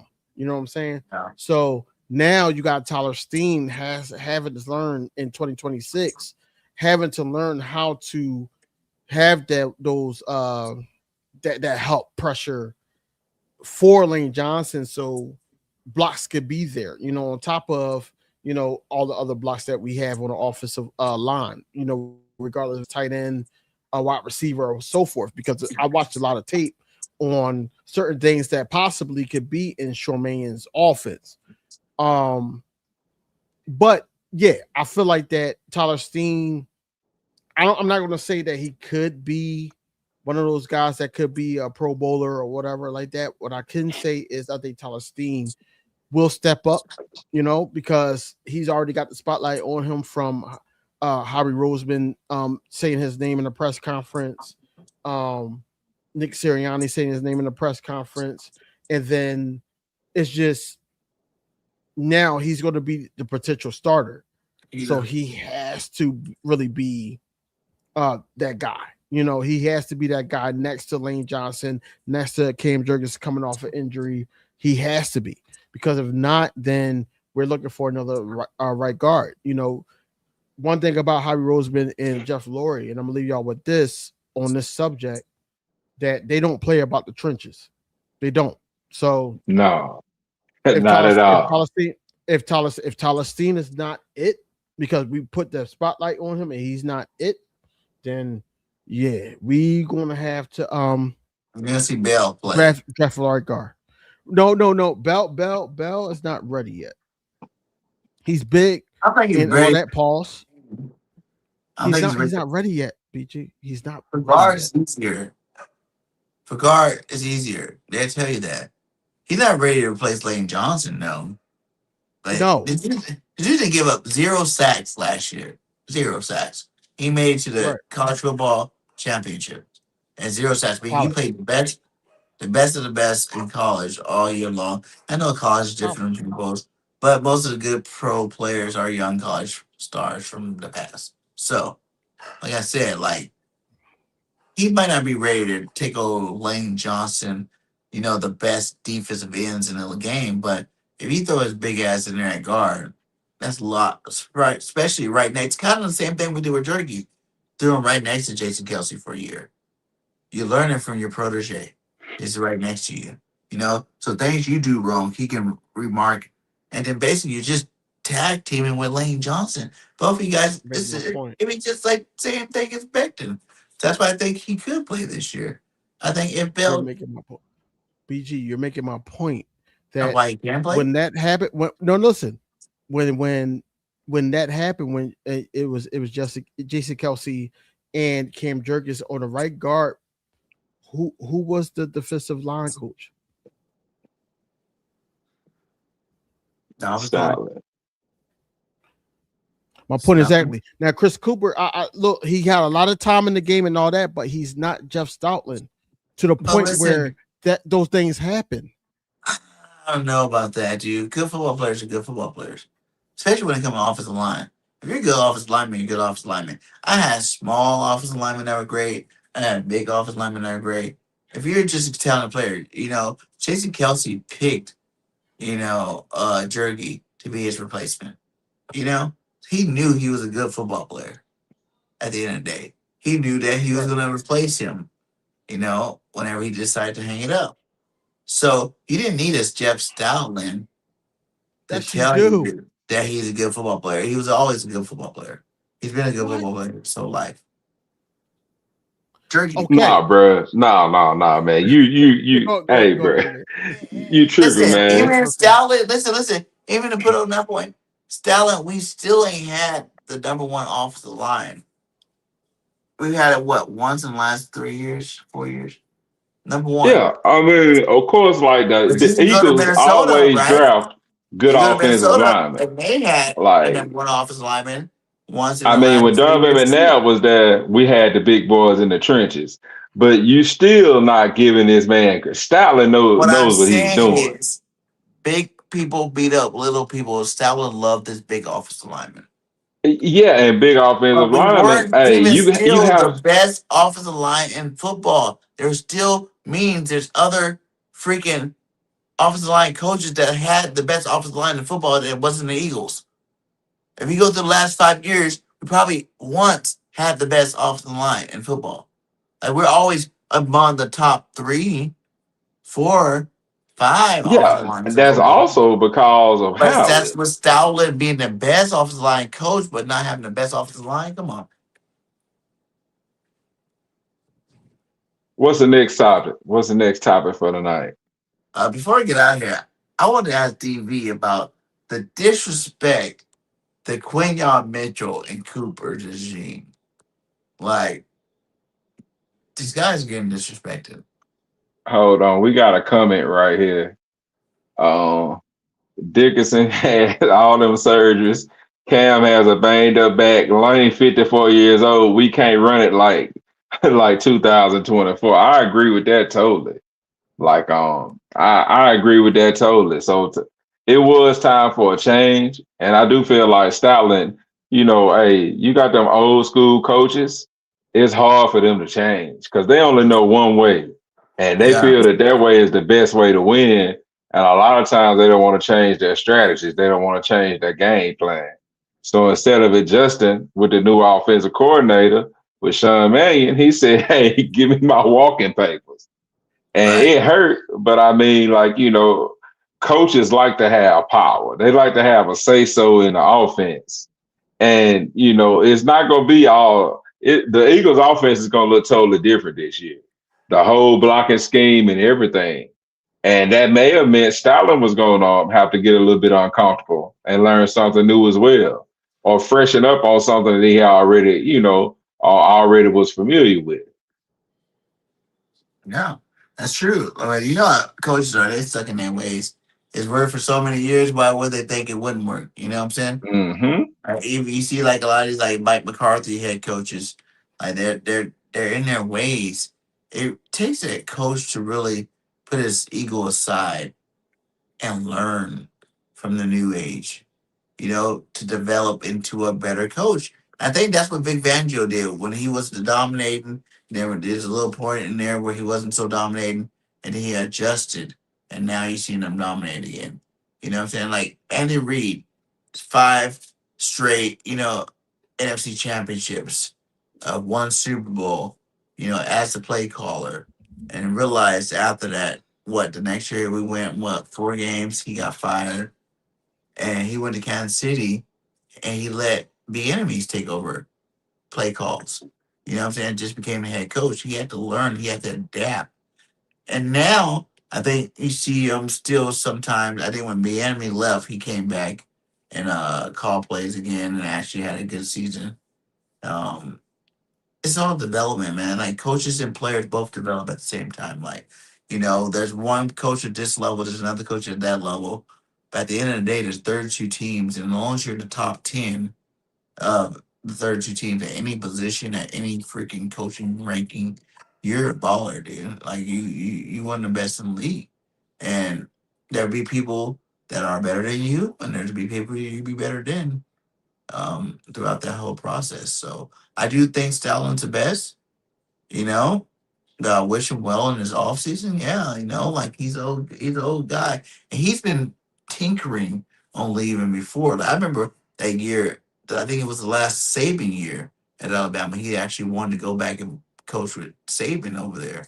And we ended up bringing him back for another year or two. So it is what it is. I do think that there's plenty of capable offensive lineman coaches. So, like I said, the top 10, you give me any one of the top 15 teams with our roster and our talent that we have on the offensive line. You got to realize, just like we said with the trenches on defense, that's how we did it on offense too.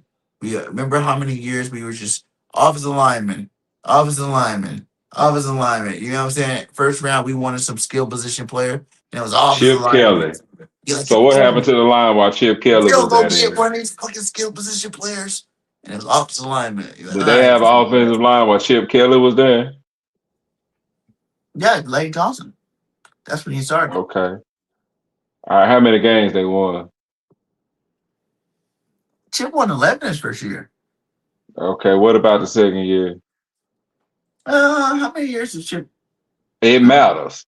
I mean, I hear what you're saying, but like, hey, you But just can't say like, you can't even bring Chip in. Chip did a bunch of stupid stuff that no other coach will ever even well, I mean, imagine you doing. sit up here like, Like hey, he you traded just sit up all here his acting like star if you players got players, away. you give He me went the top 11 10, and 6 you and take traded our all. roster. No, bro, it ain't that easy. You make it sound like you can just like everybody can just coach. No, bro, you can have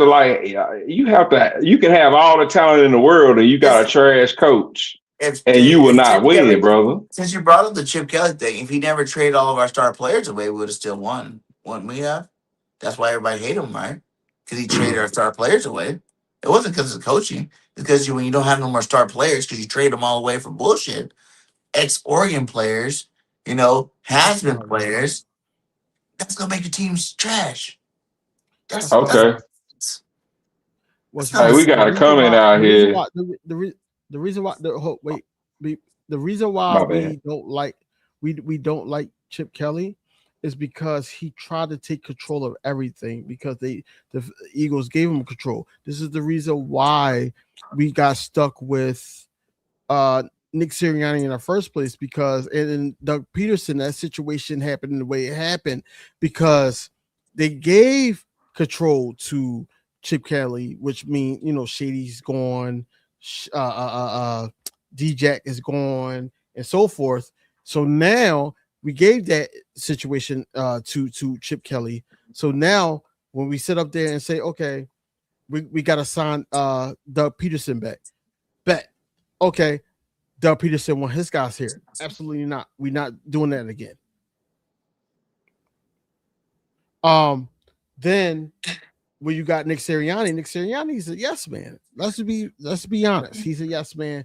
I respect the hell out of Nick Sirianni because he brought the winning culture back to the Eagles organization. But he's a yes man, and he messed up so many times being a yes man, and then they gave him, anytime we successful, they gave him the rope. He hung himself with it. Think about it. He sat up there and hired his friend Kevin Patullo last season. He sat up there and took over the Brian Johnson situation. He took over that. So he did hang himself a little bit, you know what I'm saying? But us winning in 2024, yes, we got an extension. One thing about the Philadelphia Eagles, they don't want to be wrong. And that's going back to the JC situation. Think about it. We could have traded him for Michael Parsons. That was in the rumor board. Yeah. We could have traded him for Myles Garrett. That was in the rumor board. That's I already knew that we were going to sign or extend Jalen Carter. I already knew that because he was in too many trade talks that the Eagles and Howie Roseman and rumored, because Howie Roseman didn't come out and say this himself. We already knew that he was going to be an Eagle, but for how much and what cost? That's where my argument is with the signing of Jalen Carter. Now, Jalen Carter is arguably, or is, in my opinion, the best defensive player that we have on the defense. Like I said, Q was second. I would say the most meaningful one is Zach Bond, only because Zach Bond took over when N'Kobe Dean wasn't there as the green dot. You need that middle of the field general to be able to do what needs to be done and be that voice. But Jalen Carter is the one that gets the thing rocking. Think about it. We got Jonathan Grenard. Jonathan Grenard, first thing was, hey, I'm ready to work with Jalen Carter and Jordan Davis. That was his first thing when he got on the podium. That's what I'm saying, that, yes, I understand the whole logic of yesteryear and all that, but things change. We got to evolve with the times. And the times is that Jalen Carter right now, because he got paid, where I'm at with it, is that he has to show us he's worth that $38 million a year. He has to. He has to, because Jordan Davis showed us last season that he was eligible for that. He was committed to losing weight. He was committed to having a good season, and we paid him for it. Saquon Barkley, 2,000 yards. We extended him for a couple more years. He showed us that. Zach Bond had a breakout season. We thought that when we first signed him, I don't know an Eagle content creator that sat up there and said that Zach Bond was going to be the it factor for us that season. What happened was Zach Bond sat up there and played past everybody's potential, and then all of a sudden he's in Defensive Player of the Year talks. He's over 100 plus tackles and all that.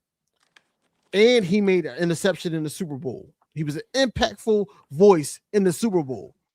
We've seen that in videos.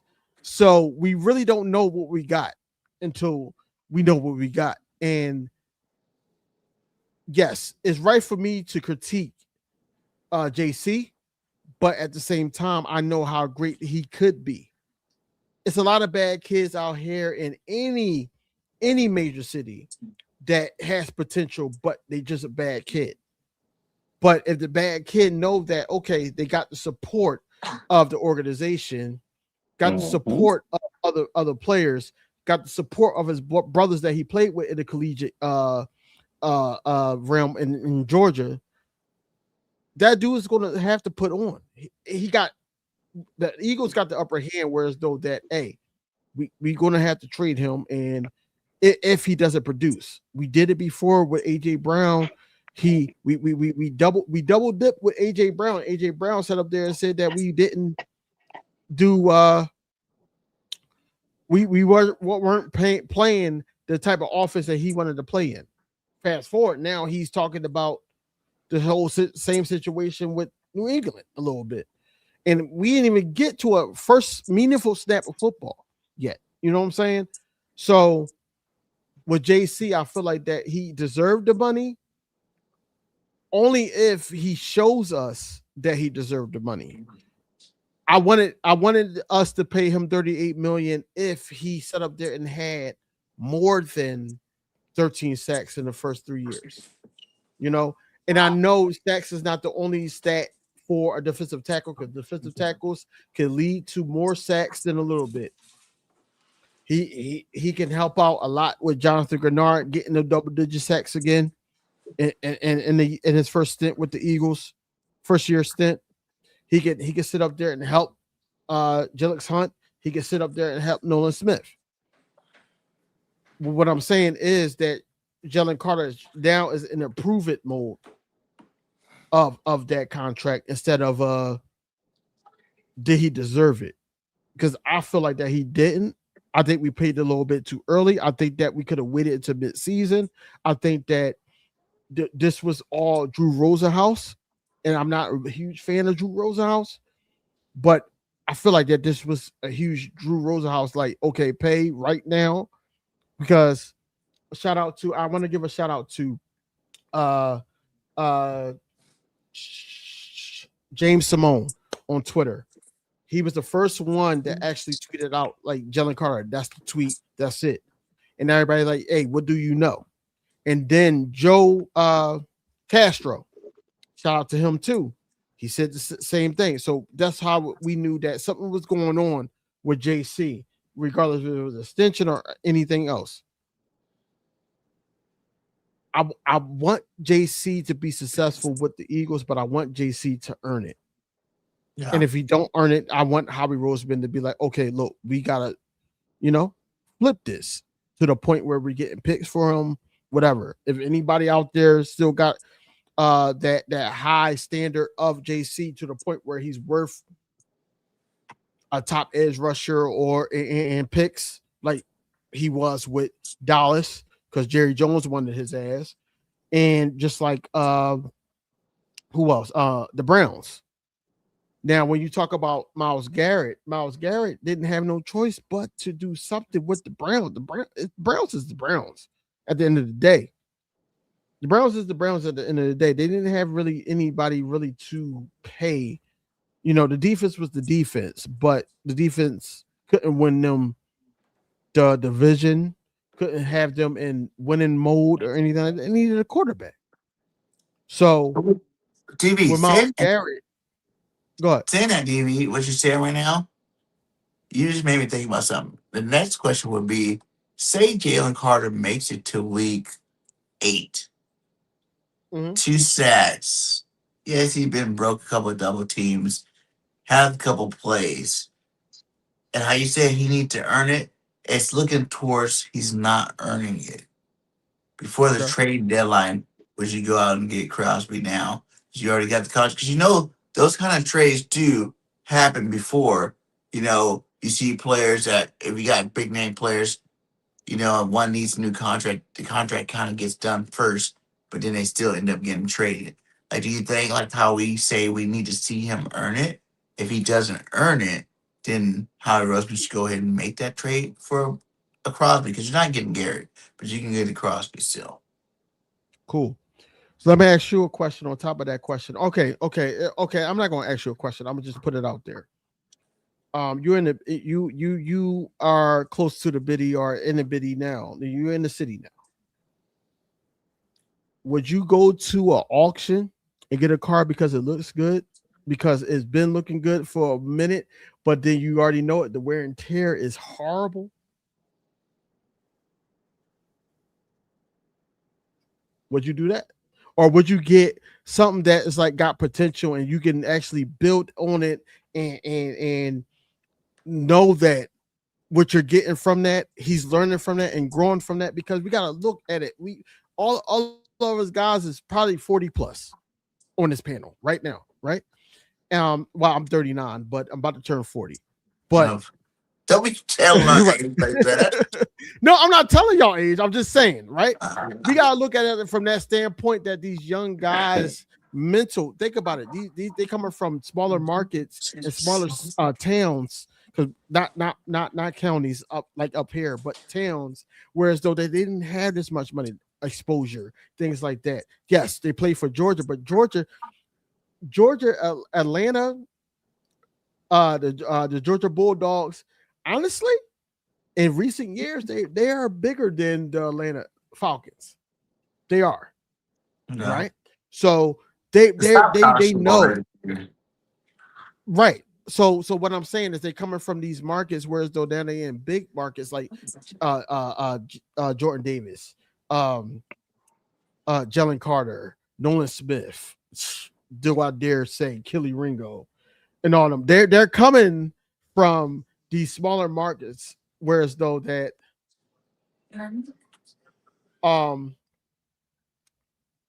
they're gonna have to put on. They're gonna have to put on, and now you're looking at Jalen Carter as he's a potential guy or whatever like that, but our potential guy that can actually take over the defense. But you got to think like he's a major part of this now because he's the top paid person on the defense now, and this payout does buy in because the Denzel Ward just got a 2-year extension. So now that plays in the fiddle of the Qs or the Coops. So now you got to think about the future. Like that's where I'm at with it. I think that it was too soon. Yes, if it was, to answer your question, because I know it was long-winded. To answer your question, if it's 8 weeks, he has 2 sacks, and he's not living up to the potential, do I pay him then and now? No, I don't. I'm not paying him that now because No. It wasn't. Do you pay Jalen then? I'm saying we already paid him. Now you're at week 8 and he's not earning that bag.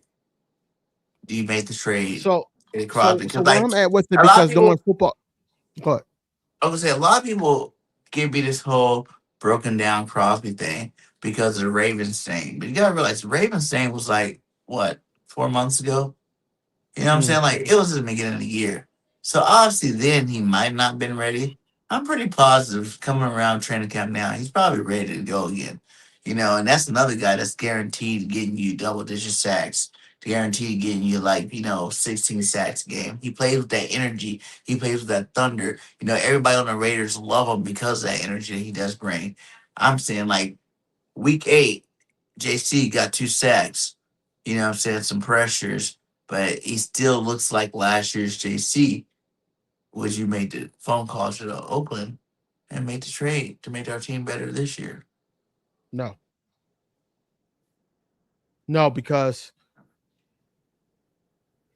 Max Crosby, generational talent, just like I feel like JC is, but JC got to get out of his own way. That always been my issue with JC, that mentally with the whole situation that happened before he got drafted, and then his hot-headedness to the point where he's anything that think about it. Clint Hurt had to hold him back in that I think it was the Saints game, and he's going back and forth with Nick Sirianni. The lack of basically coming in well conditioned and in shape. And we can talk about Spitgate all we want, but let's face it, that doesn't happen if Dak Prescott didn't say anything to him to lower him, and then also spit himself. A lot of people didn't see that, but when you watch it back, he spit himself between his 2 linemen, and then Jalen Carter spit. He asked him, and Dak Prescott asked, "Hey, did you spit at me?" He said that to Dak, and then he spit, and then that's when the refs caught it. Certain things like that can't happen when you're a pivotal piece in that defense. It can't happen. So now the Eagles is looking past that, looking past the injuries, looking past all that. Now I'm like, Jalen Carter has to earn this. He has to earn that $38 million a year. He has to earn us. Before even that, we picked up the 5th-year option to see, hey, what this is. That's why I think it's crucial for Eagles content creators and Eagles fans to know that even though that we just extended Jalen Carter, that doesn't kick in for another 2 years. Mhm. So now Javi Roseman got a little wiggle room for the Coops and then the Qs, just in case. You know what I'm saying? Because let's face it, Reek Woolen is getting the bag for 1 year, and also the Octavian Wicks. Those two bags could be But Wade's 2 years. huh? Wade's 2 years. Yeah, it's 2 years now because they extended them. But Yeah. they get in the bag for joining the roster, but they could easily be replaced I after think this year. I don't think we need to replace Woolen. I think we need to resign him. Like, I know it's gonna be hard to Can't say resign that three yet. cornerbacks, Can't say that three yet. cornerbacks, but if anything, like you free up more money for the longer the contract is. So we can resign him for like a 2 year, 3 more year, 3 more year deal while we resign. You gotta realize we don't have to sign Q. We get a 5th year option with him. You know, Coop, we're gonna have to resign Mm-hmm. probably next year. And You got to. then Woolen, you can give him a 2, 3 year deal because he's not the best cornerback on our team. Like he would know his agent can He's go not. into that. His agent, even if he has a great year this year, his agent couldn't literally go to the table and be like, "Hey, we want #1 money," because he's like, "Hey, dude, we got Quinyon Mitchell who just locked down every #1 cornerback on our, every team we played all year Mm-hmm. long. We got Cooper DeJean that locked down pretty much every #2 slot, tight Mm-hmm. end. And then, so your guy's not going to get that big time payday over here. Now, if you want to get a big time payday, you can go to a new team. But if we win a Super Bowl this year, you might think you might want to keep winning championships and stay with team. I feel like we need to resign Woolen. Like, I think Woolen's going to be a huge. I See, love Adoree Jackson, but I think he's going to be a huge upgrade at that cornerback I spot. don't That's think. why, and it's going to change Q's. It's going to change Cooper's position. He's going to be so good that Cooper's going to become a safety by the end of the year. He's going to be only safety. So Reek's situation is not nothing has nothing to do with Cooper DeJean's situation. The one person I feel like that has something to do with Cooper DeJean's situation, because I did see Andrew McCuba's interview and he was talking about how it means a lot if Cooper's back there because he's a good voice in the secondary and all that. Is Michael Carter II. I think Michael Carter II plays a major role in Cooper DeJean playing safety if need be full time if Marcus Epps or Michael Carter II doesn't pan out or get injured. God forbid, knock on wood, because I don't wish that on anybody. But I think Cooper DeJean's situation is already set in stone with Vic Fangio. I don't think that Reek Woolen's situation right now plays a major part. I think you're saying sitting up there saying that Reek Woolen should sign an extension. I don't think that Reek Woolen should sign. Think about it. Last postseason, we thought as Eagles fans we would never hear the name Josh Jobe again, but Josh Jobe took some of those snaps in postseason.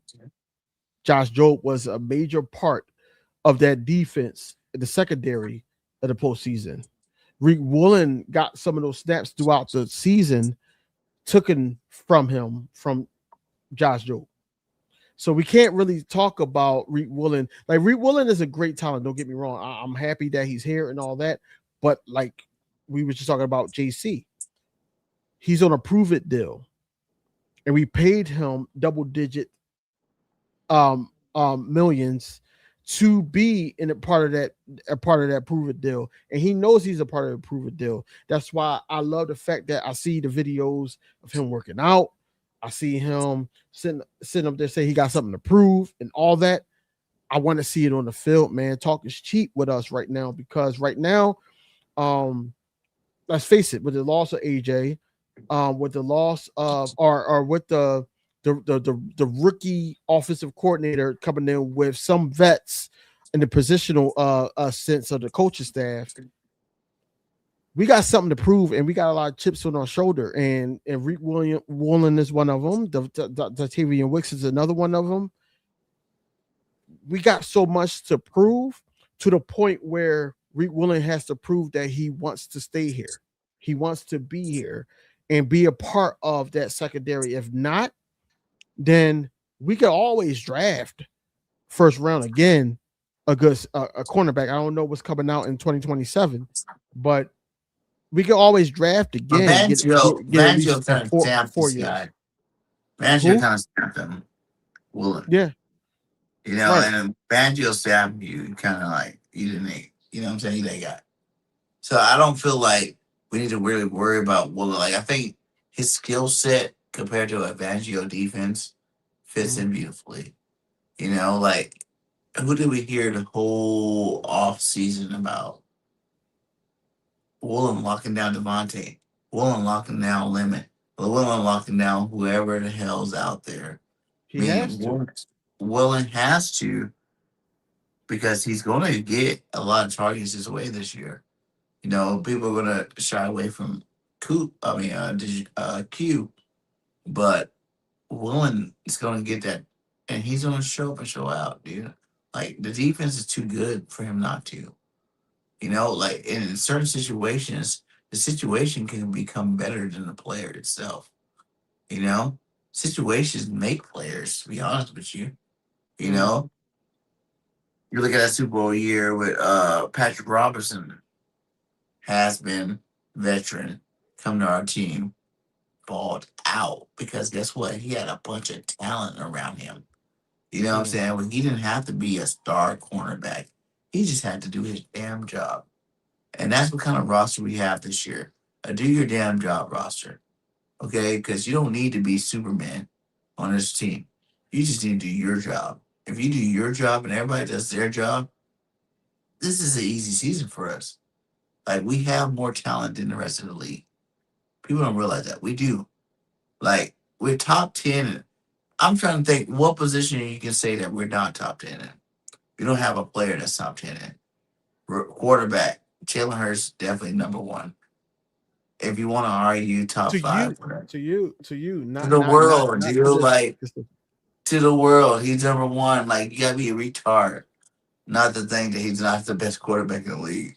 Like, yeah, he had a down year with a shitty offensive coordinator and a hurt offensive line and a receiver that wanted to sabotage his career. Okay. It took all that. He still won 11 games and still had one of, like, the highest percentages in terms of deep balls and red zone and, stats that do matter. You know what I'm saying? Like, this dude's a winner. He don't know how to do anything but win football games. At the end of the day. Sirianni, you hate on him, but he's a winner. He knows how. All he does is win football games. We're on a roster where I told everybody the difference as an Eagle fan. You got to understand. It's one thing. We won the Super Bowl off of talent, not coaching. The last 5 years of winning, going to the playoffs every single year, has been talent, not coaching. But this year, this is a different year. It's about to be talent with coaching. And that's another level we haven't even seen as Eagles fans. Imagine what I'm talking about. Vic Fangio. You heard Bond come out. Year 3, he's doing things he's never done before. He's changing up things he's never done before. Because you're year 3 of a system, my guy. It's been dominating for the last 2 years. We won a Super Bowl in his first year. You know what I'm saying? Like, imagine 3 years into it. All these players that are all pros, Pro Bowlers. 3 years in. That's scary. That is scary. If you're an offense coordinator, you should be scared about what's about to happen to you on defense. Because now you can't even think about what's about to happen, because guess what? He's hit a level that he hasn't even hit before. You know what I'm saying? Because now I got the same defense, same young Bulls. I watched them from rookies winning Super Bowl as rookies. Coop, rookies, Super Bowl. You got these guys in year 3 after becoming the first pair of first team All Pros the Eagles ever had. Come on, my guy. Like, this team's about to be deadly on defense for one. For two, the offensive guys. I want to get into this too. Like, who do you really think is going to be that receiver two? You know what I'm saying? Because I love Mekhi Lemon. I think as a rookie, he's about to do some numbers that no one expected because everybody is kind of like, AJ's gone. They shouldn't do this anymore. AJ's gone. It shouldn't look like this anymore. AJ's gone. Devontae Smith is on the same trajectory he was in Alabama. He had star players in front of him all the way up until his Heisman winning season. You know what I'm saying? And it's the same thing here. We drafted him, he did good, but we had bum ass receivers. So we had to go get AJ. AJ was better at the time. So he got the back end of the deal. But the last 2 years, Devontae's been our number one receiver. You know what I'm saying? Like, if you look at the numbers, he's been our number one. We just continue to put AJ there because he has a bigger name. And I'm not about names, I'm about ballers on the field. Devontae's about to light the league up this year. Is it going to be a JSN year? Everybody keeps saying. I hope so. I don't know if it's going to be that big because we got other ballers. This is going to be the first year out of all these offensive coordinators that we've had that we do not need to feature one guy. You know what I'm saying? We don't need to feature him. The whole time we've been featuring AJ, Devontae's been the sidekick. It's been good. Talent beating freaking scheme. But this year we're gonna have scheme. Meaning Jalen's gonna really hike the ball and throw whoever's open. And we got some real ballers. Like I said earlier today, I was like, if you look at our roster of receivers, you got Devontae, easily can get you 1,500 this year. Easily. Because he's open on most of his routes he run. You know, 1,500 is nothing for him to get, in his development. You got a rookie, Mekhi Lemon, that I really feel like can get 1,000 yards, but he might come up a little short, because of Devontae's success this year. And he's more like your Devontae Smith from last year.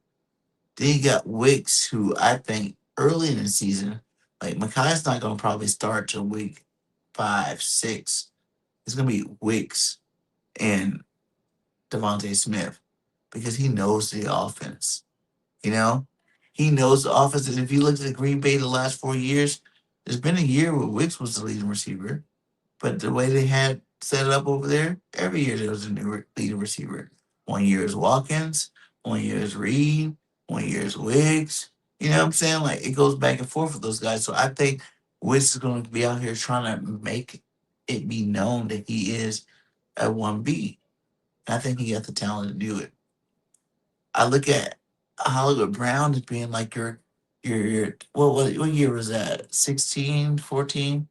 Kevin Curtis, the guy that there's gonna be like 2, 3 games this year. He's gonna have like 150 yards, just all off deep balls.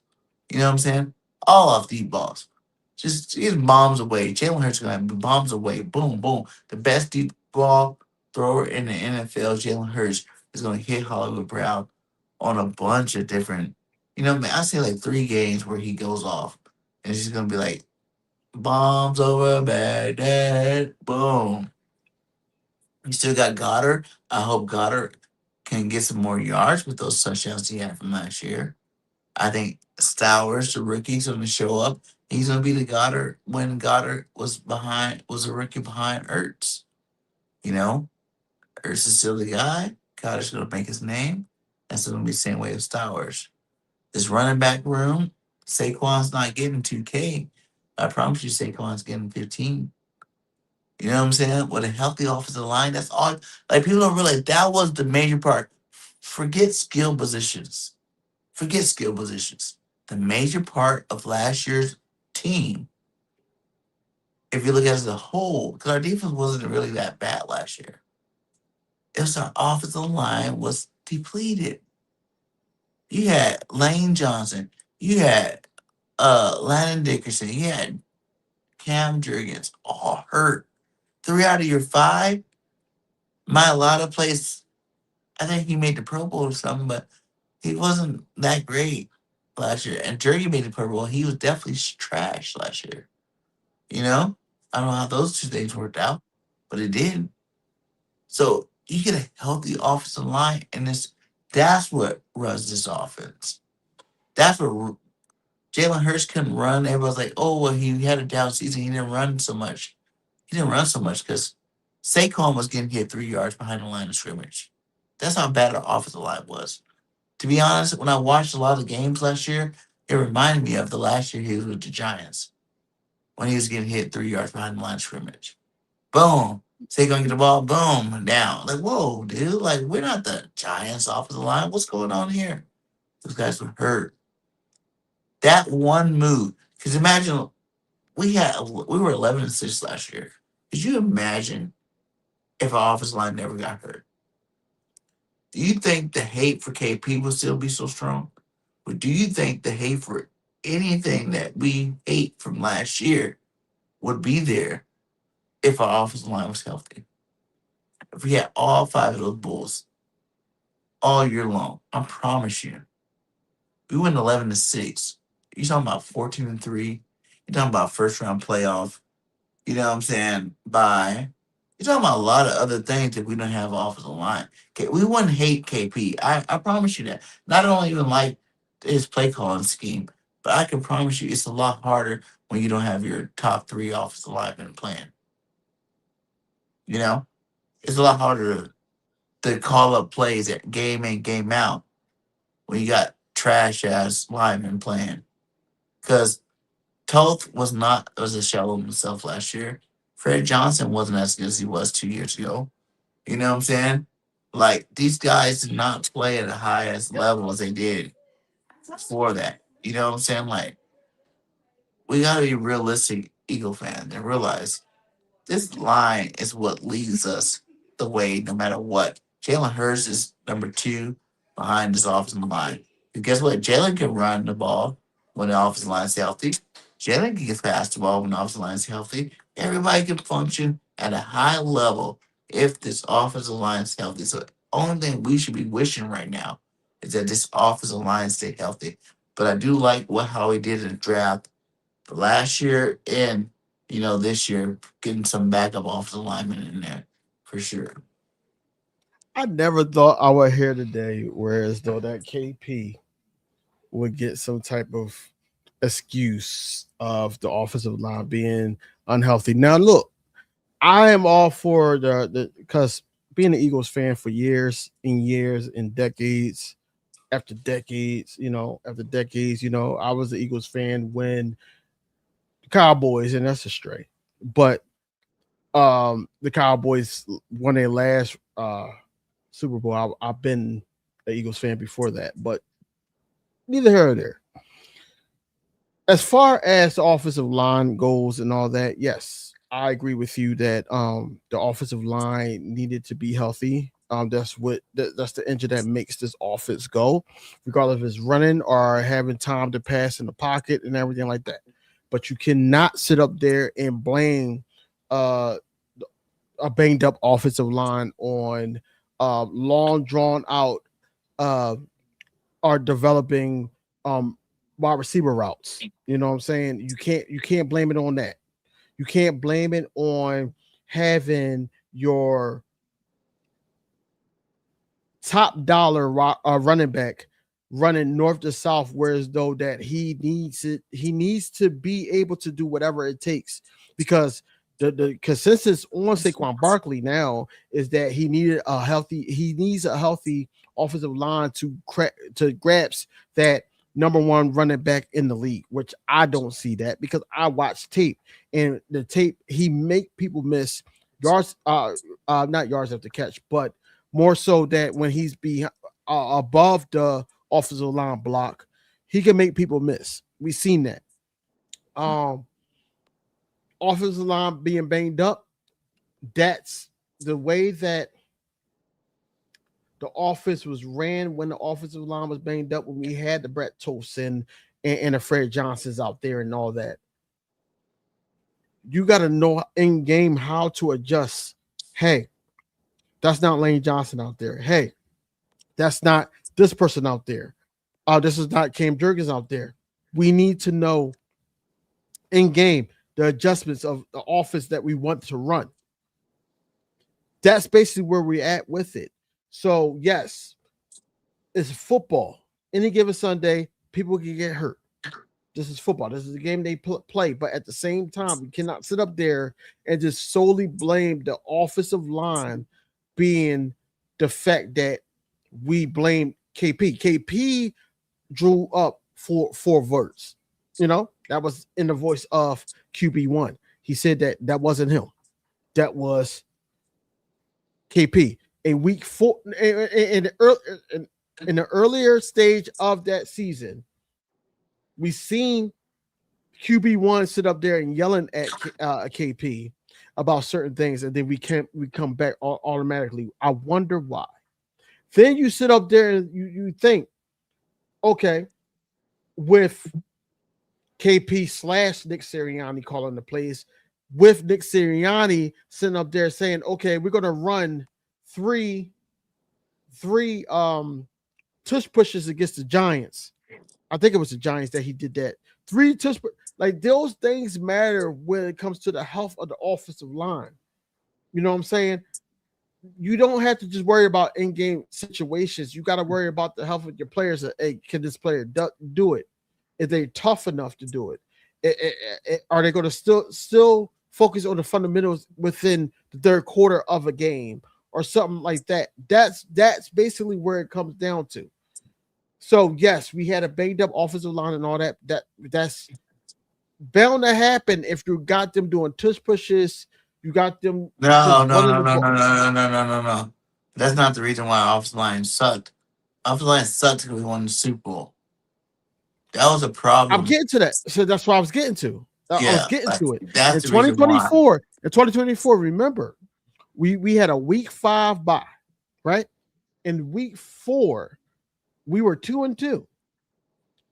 Not Jason Cuss, I'm sorry. Lane Johnson, Cam Jurgens, Jordan Mailata all went to the office of the offensive coordinator at the time, and Kellen Moore, and Nick Sirianni said, hey, we need to run the ball more. The offense looked different. Of course, the defense looked different because they had their own agenda, but the offense looked totally different. And the offensive line put themselves on the line to get that. So they was the major force of why that offense, like especially 2,000-yard rusher, they was the main force. Think about it. Where were we at? NFC Championship or so. You had Cam Jurgens with a back injury. He comes back. The whole playoffs, but Landon Dickerson was playing center at the time. And he said, look, I'm good. I got a back injury too, but I'm going to bounce in halftime. You take over at halftime. He played through those injuries. That played the major factor. I agree. Mm-hmm. But the way the offensive line played last season, I felt like good offensive coaching, offensive play calling could have masked that. It could have. No, you can't imagine. You can't mask injuries, man. Like that's not injuries. I'm saying like you don't have your guys. I'm saying like that is the blessing and the curse of a Super Bowl. You think about it, you go back 2 years before when we lost the Super Bowl. What happened the next year? It was trash.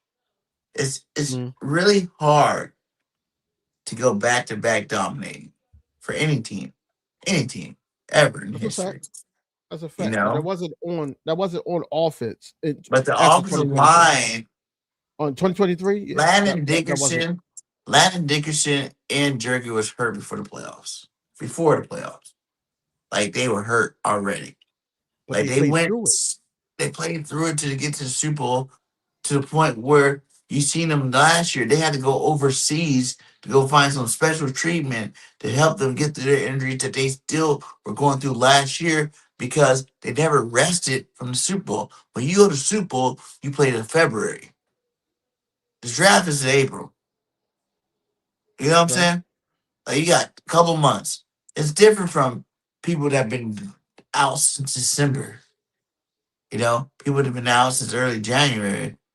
Like you a whole another month and a half, 2 months away from the last person that got the rest. If you got the rest that whole time, you got time to heal. They didn't have that. Like Landon Dickerson, to be honest with you, 100%, should have never even played last year until like week 5 or 6. For real. Like he should have been out. He was out there drinking beers, bringing beers to practice, and everybody, oh, he wants to play. He probably wanted to play, but he shouldn't have played. He wasn't good. He was not good when he came in there. They're playing off their ego. They weren't playing off of like, should they really be out there playing? They're out there ego, like, oh, I gotta do whatever I need to do for this team to make sure I'm not letting them down type shit. Like for real, Landon shouldn't have played till like week 5. He should have been on early season IR 4 weeks in. You know what I'm saying? Like let him get healed all the way. Because he dragged ass throughout the rest of the season. Jerky dragged ass throughout the rest of the season. Neither one of these guys should have been out on the football field early in the season. They should have both got sat early. You know what I'm saying? Let these young bulls Yep. come in, do what they got to do. Hopefully, we won enough games to get it. And if we didn't make the playoffs, whatever. Because the health was matters with this offensive line. Like, you can look at every year we went to the Super Bowl, our offensive line was dominating. Every year we won the Super Bowl, offensive line was dominating. The years that we didn't play so well, it's because the offensive line was hurt. You know, that's just trenches. So what we go back to Let me is Howie Roseman's number one thing. Make sure your trenches are good, and that's what he can I does. ask you can I ask you a question?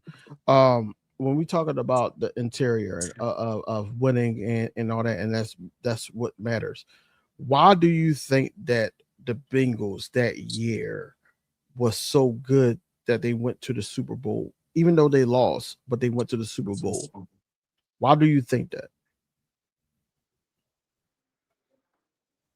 They didn't. I don't think they had the best offensive line in here.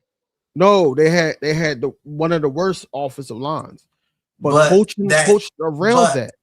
it's not just coaching though. Like Joe Burrow's like one of the best throwers in the football period. Like Jalen Hurts came in second in Heisman to Joe Burrow. Like Right. Joe Burrow's a fucking beast. For real, for real. Is he Not a better taking that thrower? away from them. Is he a better thrower than Jalen Hurts? Hell yeah, he is. Jalen Hurts is a better How do we quarterback. know? How do we know? Jalen, oh, we know that. Listen, there's dual threat quarterbacks, there's passing quarterbacks, and running quarterbacks. It's always been that way throughout the history of football. And Jalen Hurts is one of the best dual threat quarterbacks. Winning these dual threat quarterback No, there no, is. no. He's the best dual threat The quarterback. But best. go ahead. Okay. The best dual threat quarterback. You know. But Burrow is a beast, dude. Like Burrow's like one of the best throwers when he's healthy. His problem is he don't be healthy enough. If Burrow was never hurt, we wouldn't even be saying Patty Mahomes right now is the best quarterback. If he was never hurt, you look at all these games. He's been out like 3 years. He became in the league the same year as Jalen. Out like 3 whole years from injuries because he gets hurt, and he's on a shitty team. So that doesn't help his injury history. You know what I'm saying? But Mm. in terms of throwing that rock, why do you think Jamar Chase is the best receiver in football, or one of the best receivers in football? T. Higgins, one of the best receivers. That boy can throw Fantasy and sports betting. But go ahead. that part too, but it's because of Joe Burrow. Like Jalen, I would never say Jalen's the best thrower in football in the NFL. I would I'm never not saying say. he is, but we gotta stop downsizing the fact that because he's a dual threat quarterback that he can't throw the football. I Sometimes, don't like I said, downsize that. That's what makes him the best quarterback to me. Is that the fact that he can still throw the football. He's not the best thrower of the football, but he's good. And where the other guys lacking, he's way better. He's the strongest quarterback in the league. There's no quarterback out there squatting 600 pounds. You know what I'm saying? There's no big beefy ass quarterback. Even Josh Allen 6'5". I doubt he squats anything, to be honest with you. You know what I'm saying? Like He's a good thrower of the football. Like Josh Allen's part of that throwing league. In terms of dual threats, man, Jalen Hurts is the best to ever do it. Dual threat. Where do you have Jalen Hurts? Right now, Mm. after Rank it. if going today, if I had to go today from last year, Jalen's 3. Mm. But overall, Jalen the best quarterback in the league, man. Like he's been that way. Like the records that he's broken, like people don't realize the record that he's already broken are timeless, man. You're not gonna see those records get broken for a while. Like he breaks records that are like, whoa. Like you know what I'm saying? Like the dude's a beast in real life. Like the winning percentages are immaculate to anybody. He's 11-0 against your favorite quarterback. 11-0 against your favorite quarterback. You can name him, and Jalen Hurts beat him. I know it's a team sport, but y'all like to do that the head-to-head thing, and Jalen's outplayed him. It's not 11-0 because he did lose to Dak Prescott one time. He's not part of that quarterback list I was talking about.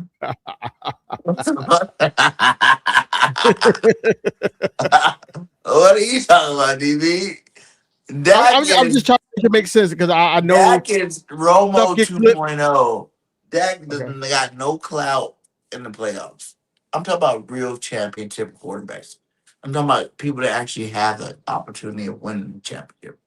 Cool. The Patty You're talking Mahomes. about the Patrick Mahomes, the Joe the Joe Burrows, the Burrow. Lamar Jacksons, the Josh Allens, and so forth. Herberts and those guys. Why we keep saying his name? Joe Herbert didn't even win a playoff game. Why Herbert we either. keep talking about it? I don't like Herbert, but people like to throw him in there, so I'd always throw him in there.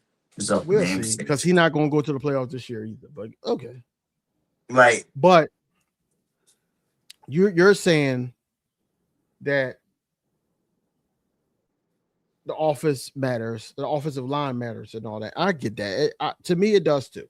I think that offensive line matters, healthy offensive line matters, and all that. But I can combat that with bad coaching, bad play situations in game, and also just relying on a dominant play in the tush push. I can sit up there and say that when plays were called, like it was against the Giants, I believe, we called 3 straight tush pushes. 3 straight situations. But you never said nothing about that the year before. We've done that before. We've done that. As fans, we didn't, but we knew as players that played football before that was going to put a strain on our offensive line. It only did why? Because our offensive line was trash. If our offensive line was good, if Jerky was good, healthy, if Landon was healthy, those are first downs. We had the best percentage of tush pushes ever the last 3 years before that. It's because those guys were not healthy. That's why we dropped to 64% or something like that. Because when you guys aren't healthy to do the damn play, you're not going to get to play. It all boils down back to the injury. It's back to the health. We gotta be fact. We gotta face facts, man. Most of those tush pushes and all that, man, it was penalties, and they kept calling it when they started to try to ban it. Yeah, they did that. They do that. But I'll tell you this much: when all those guys were healthy, perfecting the play the way they did, we didn't get those calls. The league knew they had to do it because they're looking at it like, damn, they don't even have a full offensive line. These are backup players, and they're trying to do the same play. This is our time. And guess what? You don't stump on star players. You don't stump if Landon Dickerson's in there. You know what I'm saying? Lane Johnson's healthy. Malata's healthy. You're not stumping on those star players. The league is a face. You know what I'm saying? You're not stumping on your star players. You're stumping on the players that don't matter. But when you got the Brett Toffs in there, when you got the Lampkins in there, when you got whoever the Fred Johnson's in there, you can stump on the play then. That's the when you actually need to stump on the play. Because now you can really put your mark on, like, okay, flag. This one didn't have a perfection. But when you got a Jason Kelsey, Jergy, Landon Dickerson, no, you're not stomping on that play, my guy. Like those guys are stars. Those guys are the best at their position. They're gonna get a lot more credit. It's like Michael Jordan effect in basketball. Michael Jordan gets every call. But if you're a rookie, it doesn't matter if you're a rookie that's talented as hell, you're not getting every call, my guy, because you're not Jordan. Let And me that's how let it me was. ask you a question. How do you feel about Charmaine's scheme? Like, how do you think that this offense would do with the Charmaine scheme? I think it's about to be a scheme we never seen. It's about to be a team we never seen on offense.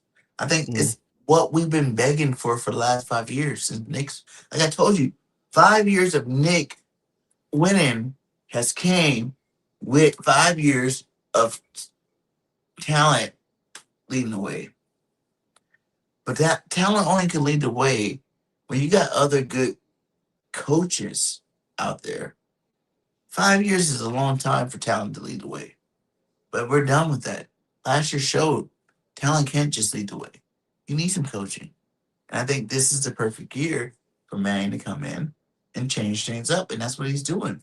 And I think that change up is going to bring, you got to realize, remember when Nick first started? That's how we went to the Super Bowl the second year. You didn't really know what to expect from the Eagles. We played bully ball. And people weren't really ready for him because they didn't think he was going to stay consistent in the bully ball scheme that he was playing. Fast forward 5 years later, that scheme's washed. Teams have seen it. For the last 3 years, we've had multiple defenses say they could predict the plays we're about to call before we even call them.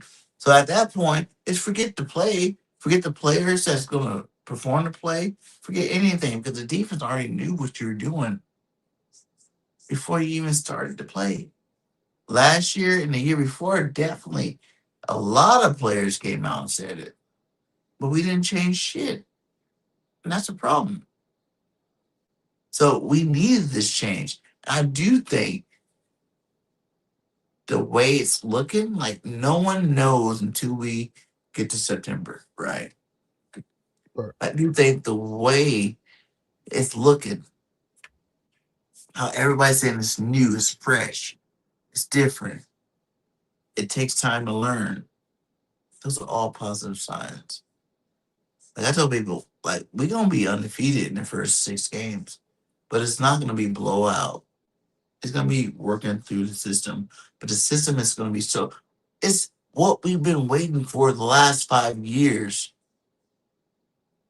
watching other teams play besides our team. We've been Eagle Mm, fans. We won a Super Bowl, but we all can deep down realize on Sundays there's a lot of even scrub ass teams that were playing calling better offenses than we were. You're like, damn, why can't we do that play? Damn, why can't we do that play? We're doing the same shit. And this is gonna be the first year it's not the same shit. It's gonna be better. It's gonna be more So do you productive. think so are you confident that the Eagles with the vets that we have on offense, the offensive line, of course, and then also like the Dallas Goddard's, the Jalen Hurtses, the Devontae Smiths, the Saquon Barkley's, Tink Bigsby, all of them that you feel like that they will pick up on it quickly? Football's football, my guy. Especially when it comes to skill position. Running backs, I played running back all the way to semi pro. And it's pretty much the same. What I do is what I do. You're gonna tell me what hole to run to. 2, 4, 6, 1, 3, 5. What's my number, coach, for the play? I'm gonna do my thing once I get to there. But that's just how football is. It's basic, man. Like only when you complicate football is when you really think about things like that. When you keep it simple, man, like this is football, man. It's either people that can call plays or can't call plays. That's why there's only a handful of top play callers in the league.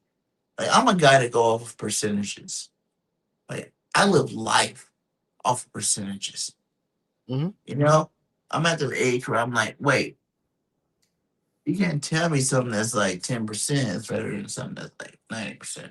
That shit just don't fly. Is it possible? Yes. But am I gonna react towards it? No. In the NFL, there's literally like 5, maybe 6 awesome play callers. But I don't even know if it's that many, to be honest with you. I go McVay, you know, you got Johnson, Ben Johnson, you got LaFleur, and then you got McVay. I already said McVay. No, you said Matt LaFleur. LaFleur, McVay, Ben Johnson, Mm-hmm. Shanahan, if you want to go there. That's 4. Like, and I can't really think of another one. That's 4. That's 4 like elite, like guys that can dominate you from their brain and play call schemes, scheme up things that are just gonna fuck you up. 4, the 32 starting teams. So you only can give me 4 that can No, you dominate, take over the gave game. us 4. Who else You can you gave us name? 4. Who else can you name on that list? You said Ben Johnson already. You said all those. You said I feel like the coach from the Bills that got fired, I don't think that he was that bad. I just think that he took the blame for Josh Allen's downfall. And yeah, like those are all the great ones like that. Like if you look at all the fired coaches that were legendary, they're all ex-Eagle coaches. So their tape's already in development. I feel like this, right, about the Eagles offense. I feel like that is going to all come down to and answer your question like couple probably like 30 minutes ago. You asked this. I feel like that the Dotavian Wicks is going to be wide receiver 2. I feel like because we're going to play a lot of wide receiver 3, we're going to play a lot of 2 tight end sets, 2 running back sets. Because I was asked this question on my live before. I think Mekhi Lemon is going to play a huge part in that slot role. And then even if we switch Dotavian Wicks with Mekhi Lemon and then have him run a certain route, Mekhi Lemon can hold his own on the outside, especially if it's a weaker wide receiver 2. That's basically what it is. I think that the offense is going to still be run first. I think Jalen Hurts is not going to have that superpower of him being taken away, regardless of his running the football for himself as a keeper, being that running threat, or being a deep ball thrower that we know he can be. I think that's what it is. But we got to be mindful that in this scheme is going to lead to more like yards after catch. This is why we got an Eli Stowers. This is why we got a Mekhi Lemon. And then we got the Tavian Wicks that knows the whole situation about this offense that he's been a part of in recent years. I feel like that we're putting too much more on the wide receiver room. I think Devontae Smith is going to have a ball out. He's going to have a ball out season. Everybody compare him to JSN and all that. I think that Devontae Smith is to go out there and be Devontae Smith that I know he could be. He played with Reagor. He played with other guys, like you said. He was behind guys that is Pro Bowlers in the NFL as we speak. So when you sit up there and say things like AJ Brown was the better wide receiver than Devontae Smith, I don't see that. I think that they were equal in their own right. I think that AJ Brown was more of the yards after catch type guy. He was a strength wide receiver, whereas though that he can break tackles, he can run the slant, the best of them. But I think Devontae Smith, when you needed those yards against the Bengals, for instance, against just last season against the Vikings, where he called his own number. He drew up that play. Things like that. I think that they had it was a good 1-2 punch, as I should say, but I think they were equal at that point. But AJ Brown did bring that factor. The yards after catch mattered. And that's why I felt like that this year, when we knew that AJ Brown was going to be shipped off, we went yards after catch. They said QB1 couldn't throw through tight windows. AJ Brown went through not one, maybe two injuries in his lower leg or whatever like that, between the knee or so forth. He had to throw in tight windows to get AJ Brown the ball. You know what I'm Every saying? He ball. was right. So now we got guys that can separate. We got, and you spoke on Hollywood Brown. I think Hollywood Brown is going to be that deep ball threat to the point where now he's taking off the top, whereas though he's dragging a safety along or something like that. And if the safety don't bite, it's a 1-on-1. I'm choosing Hollywood Brown every single time. I don't care how old he is, but it's so many things that can go on with this offense. It does stem from the health of the offensive line, but it also stems from them buying into what Charmaine is talking about, Chris Cooper is talking about, Josh Grizzard is talking about. It all plays a part, and this is the beauty of football.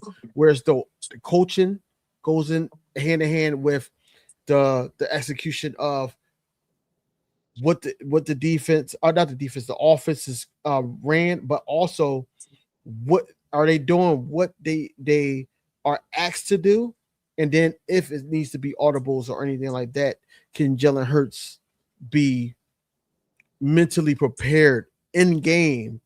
Okay, the Tavia Wicks was the pick of where this ball is going to go, but I like the matchup with Mekhi Lemon. I like the matchup with Dallas Goedert. I like the matchup with Smitty. That's the things that I'm looking for within this offense, even though they said that Saquon Barkley is a part of the passing game as well. So that's where I'm at with it. I think the running game is really going to come back to full form. Basically, it's going to get a lot more carries, a lot more touches this year. We're going to start seeing some more running backs screens. We ain't seen very many of those in Philadelphia in a while. I think that's going to be good to see again. And, like, sky's the limit with this team, man. Like, I really don't see a team that's better than ours, roster wise. And all it takes is a scheme because, like, defensive wise, I don't think there's a scheme that's going to be better than our defense. Because Vic Fangio getting to have these young guys for the third straight year in a row is going to be better than a lot of other defensive coordinators, period, whole lifetimes. And Sean Manuel got an easy route, like you say, he had Gazar behind him. He has what's that old quarterback? No, not only him, the quarterback that was for the Texans, their offensive coordinator. But he's Josh Johnson. Yeah. He got these guys behind him, man, and it's gonna be really hard for him to fail. Like Howie was smart. He knew what he was doing when he made this coaching staff. He was like, okay, I might give you a first time play caller that has everybody in the league saying that he's going to be that guy, but I'm also going to fill it up the room with veteran play callers. And I think that's the biggest difference for this year. And what we got to realize is this is still Jalen Hurts' offense. Like Jalen Hurts, like 3 years ago, I think it was, he's like, or just basically upgrade my offense, basically what he was saying. He's like, I learned that once you have so many offensive coordinators, you just find the things you like. And every year when you get a new one, you kind of start use that as a base and then you guys develop from there. So we're gonna still see a lot of the good plays that made us who we are, but we're also gonna see a lot of newness, sprinkled in there from this whole regime on the offensive side of the ball. Do you think that Jalen Hurts and Nick Sirianni is tethered in their success in their positions? It will be, yeah. I think they're always going to be tethered together. You look at Andy Reid and Donovan McNabb; they were tethered together. Well, not until no we. more because Patrick Mahomes is in the picture now, so they don't I'm even just talk saying, about like, him. while he was an Eagle, you know what I'm saying? Right, Like, right. uh, that's how it worked out. And even now with Patrick Mahomes, he's tethered to Patrick Mahomes until the end. I Mm, just think when you're a good coach and you're a good quarterback, that's your guy, that's your leader. You know, like everything that you're talking, he got to be talking it first. You know, like Jalen got to be speaking it first because that's your voice. The yeah. quarterback's leadership. You know, uh, he takes command and he guides his troops. So I think they're tethered together, man. Like if Jalen were to go bomb this year and have a horrible season, then I think Nick could get fired. You know, I think it's Mm. that. I think it's that I don't think extreme. I don't think I don't think I don't think Nick gets Just fired because, because but he. I think Uh, it only happened on this team though. Like if this was the Bills or the Pittsburgh Steelers or you know the Rams or something, it wouldn't happen that way.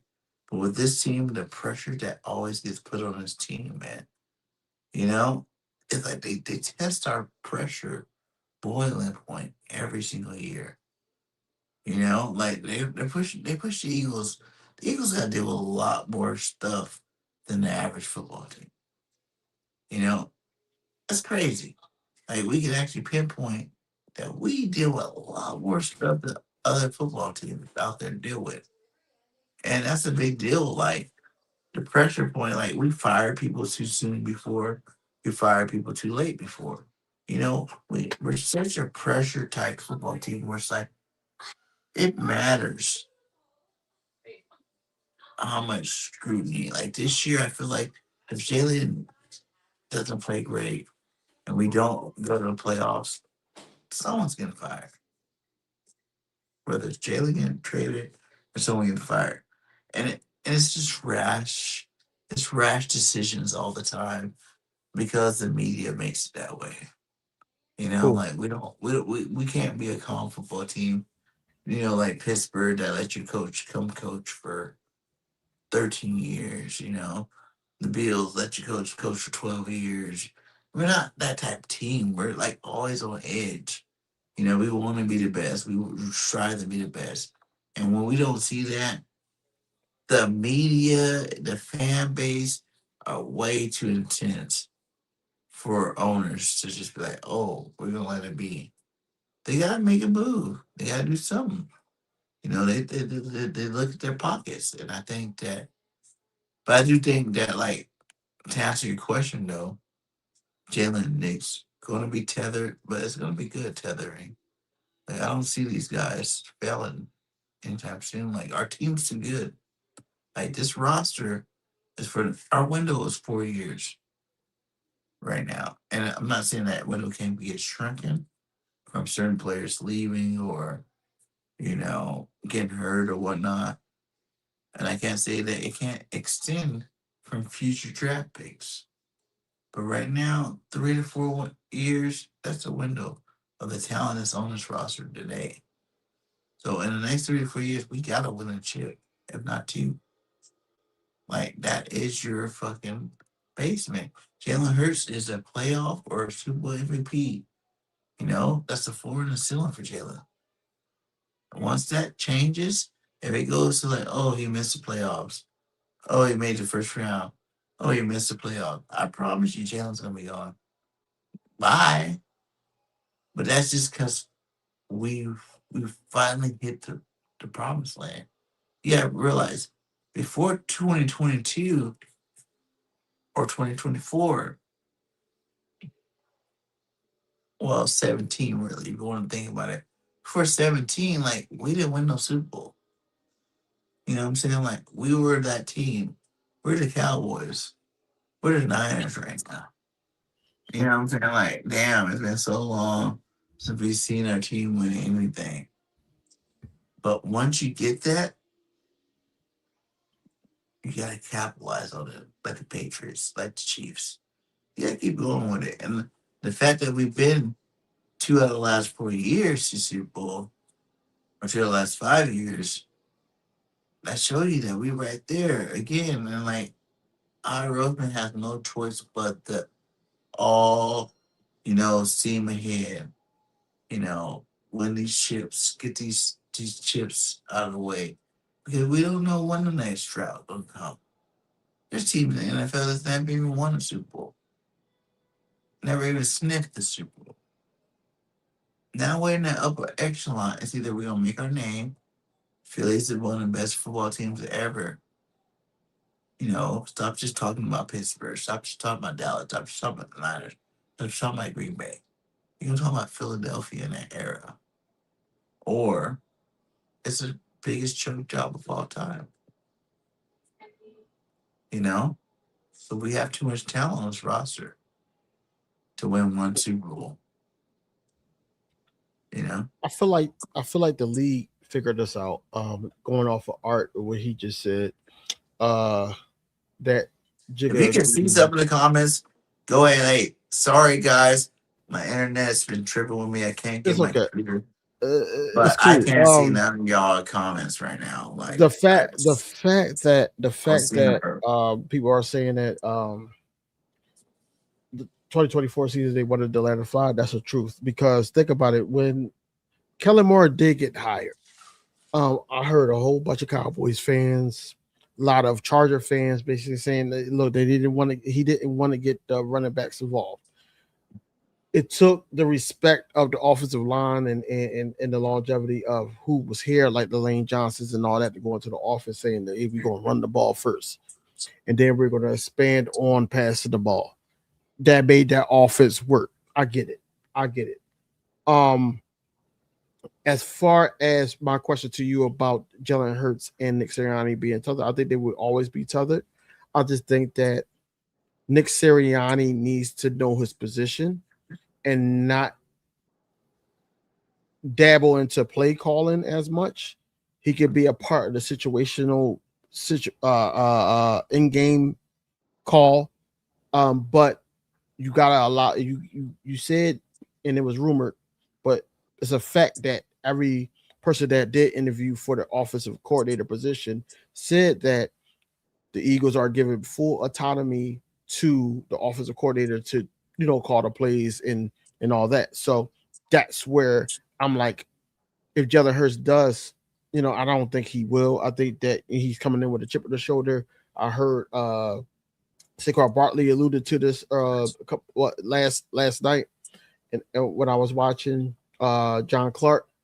But I feel like that if Jalen Hurts does not have a good season, I don't think Nick Sirianni get fired, because now if he gives full autonomy to a short man and all that, I feel like that it's a down season for the Eagles, but I think they are bounced back. I think this would be one of those leap years, like if we had it like 2021 to 2022 with Shane Steichen. I think that's how it would go. And then if we fell again, now Nick Sirianni job's on the line, because we already extended him in 2024. After that season when we won the Super Bowl, we gave him an extension, and then that's where he was like, "Oh, I'm gonna hire my friend," and then we see how that went with Kevin Patullo. But you even still hear rumors about Nick still being in the room. And I said that on my last live stream. I was like, I hope it's in the room. Like, I'm the head coach. I could go to any room I want. I'm gonna come watch out, check out each room, see how things are developing type situation.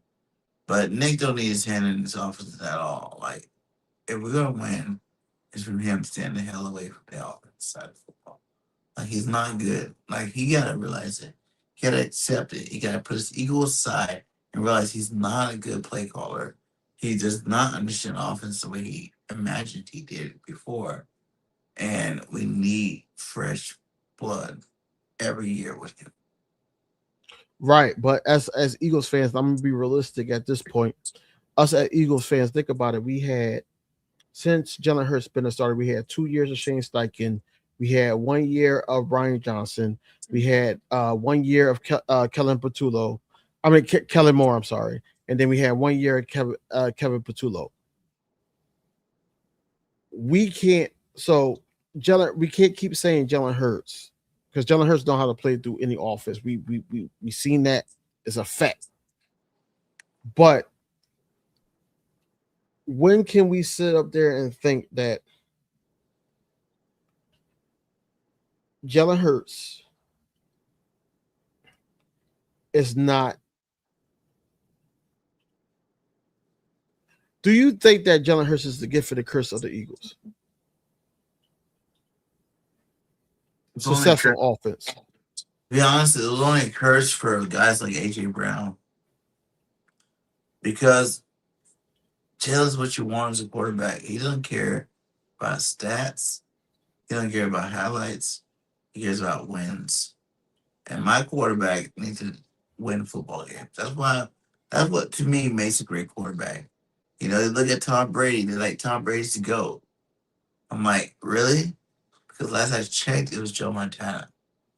Joe Montana's been in 6 Super Bowls and never lost one. Okay? Tom Brady's lost plenty of Super Bowls. You know? Like, we beat him. The Giants beat him. Like, he lost the big game a lot of time. Now, the fact that you're on a team that kept making it there with a good head coach, that's one thing. Montana had both the head coach and the winning pedigree. He's never lost a Super Bowl. To me, Montana's the best quarterback of all time. Forever will be. Because he never lost in the biggest game moment. And that's what makes Jalen Hurts. Jalen Hurts has never had a down game in the biggest game of the year. He's been there twice. He's won one. But both of them he's dominated. That's what makes legends, dude. That would make great players.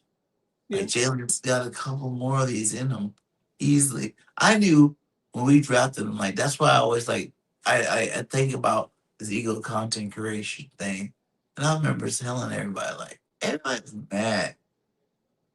Jalen Hurts. Like all of them, all the big guys were mad. We drafted Jalen Hurts.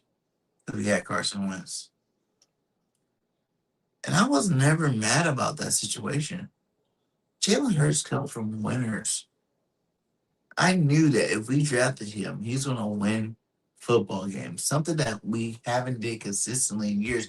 We've had guys like Donovan McNabb to put the big numbers up. We've had numbers guys. Michael Vick, Donovan McNabb. You know?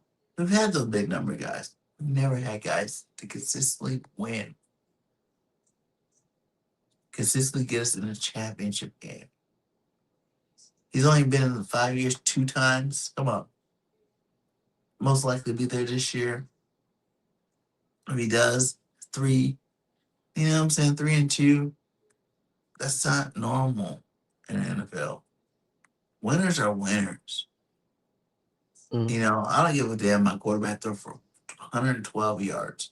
Because even in those games where they like to slight Jalen on, in those games, if you look at those minimum yards, those 112 yards, when were they put out there in clutch situations? When we needed it, when we had to score, when we had to get a first down, when we had to move the chains. Like those crucial moments are when the plays came to get to that total. So it wasn't like he was just like trash all game and they were just like some pickup yards here or there. The games he didn't perform well, all those yards came from straight backbone gameplay, game winning plays, game winning drives, game winning situations, game winning way. I sucked all fucking game long. But guess what? I'm still about to win this football game. And that's what his model's been this whole time. Like he's been the same cat for 5 years. That's rare. You get the same cat for 5 years. And his best football is ahead of him. What is he, 25 years old? 26? 26. Yeah. Okay. You got to be 27 on the 7th. You know? My son's birthday. But the dude's young. And he has a lot more time to play. And he's hanging out with the right people. You only see him around Tom Brady, Peyton Manning, Michael Jordan. Like the best of the best of the best of what they did. Okay. Greats hang out with greats. Period. You wouldn't see Tom Brady sticking his neck out for Jalen Hurts like that if he wasn't the man. You wouldn't see Michael Jordan sticking his neck out for Jalen Hurts if he wasn't the man. Everybody see it. It's just the media makes cloudy decisions from Eagles fans. They're there to shake up Eagles fans and make you doubt. We've seen this before. Donovan out. We've seen this before. Carson Wentz. We've seen this before. But it's not before. It's now. And now it's her season. I think this, right? I think that, and Jigga get on my nerves, man, because we kind of think alike, but he likes to troll. Because a lot of people, what you just said about Jalen Hurts, about the biggest game and all that, they try to, even when I bring it up, they say Trent Dilfer, they say who else had a good defense? They said that basically in 2024 we had a good defense and we had a couple turnovers on Pat, the big sack of Jalen Carter, and all that. This is what made the Eagles win because they couldn't do anything on offense. What do you say to people that compares Jalen Hurts' performance to like a Trent Dilfer's when he was with I think the Bucks and Jonathan Gannon with the Raiders or I anything say like that? consistency. Jalen's made the playoffs every single year. Every year. His floor is wild card. His ceiling MVP. Super Bowl MVP. Like those other cats you try to name, the Gannons, the Trent Dilfers, Dilfer's? the Joe Flacco's. Those are Yeah. like those are one hit wonders. Yeah. Jalen do it every year. Yeah. Different wasn't in the year 5 straight years. Flacco wasn't in the Pro Bowl in the playoffs 5 straight years. None of these other quarterbacks you try to say that about were in the playoffs 5 straight years. Like you gotta make it there to be considered. That's what I say about Jalen Hurts and what he's done. Is like you literally cannot find quarterbacks that's done what he's done in the period that he's done it in. You can say there's a couple other quarterbacks that might be a little bit better, but it's only because they've been in the league for longer to build that repertoire. Like where he's at in his freaking time period he's the best to ever do it. Nobody else got those numbers. Nobody. The best that ever do it. And that's why I always was like, whatever you want to say, like, you think your guy's better, cool, whatever. Like, my guy has done things that none of your quarterbacks can say they done. Right. Period. And he's going to continue to do it. And that's why I said he might not be the greatest quarterback in the league, like globally. But I promise you, when it's all over, they're going to be saying Jay Hurts is the best quarterback in the league. So he's going like think about it. If he wins another one, right? Yeah. Sorry, I'm on your platform. When he wins another one, right? Right. He's going to be arguably in the Hall of Fame and all that. I get it, but at the same time, like I got him in the top 5. I do have him in the top 5 of right now. You know what I'm saying? You got to put him in there. I understand the whole logic. Hold on 1 second. DB, keep going. Hold on. I'll be right back. Go ahead. Take your time. So I do understand the logic of Jalen Hurts being criticized and everything like that. But I do think with the accolades and all that, the winning, he's top 5. When you go by stats and all that, yeah, he's not going to get you the gaudy stats. He's not going to give you all that. He's going to win the ball game for you, right? As Jigga always argue, his argument is always Jalen Hurts being consistent. It's always been that from day one. And I agree. I think that he needs to be consistent. A lot of people that's coming on my channel and seeing me for the first time, they feel like that I'm not critical on on Jalen Hurts, basically to the point where Jalen Hurts don't need any criticism. I criticize him all the time within the game. Hey, what made you do that throw? And then I double back, going to all 22. Okay, he made that throw because this part of the offensive line collapsed, or this play called for him just to stare down AJ Brown and all that. This is the only reason why, besides the offensive line coming back healthy than what they are, and that we get to see that more starting tomorrow, is because now you don't have somebody down your throat basically saying that I need the ball in my hands. I need to do this and I need to do that. You got to be able to spread out the ball when you can.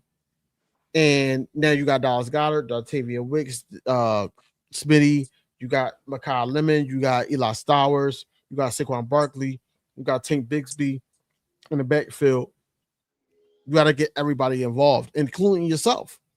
So when it all said and done, I think that Jalen Hurts ranked at 17th in quarterback ranking as of last season, and then 56 in the top 100 NFL players.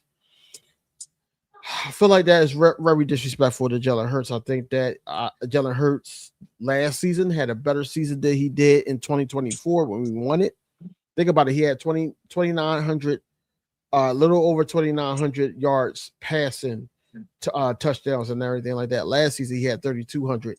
If it wasn't for lackadaisical route running,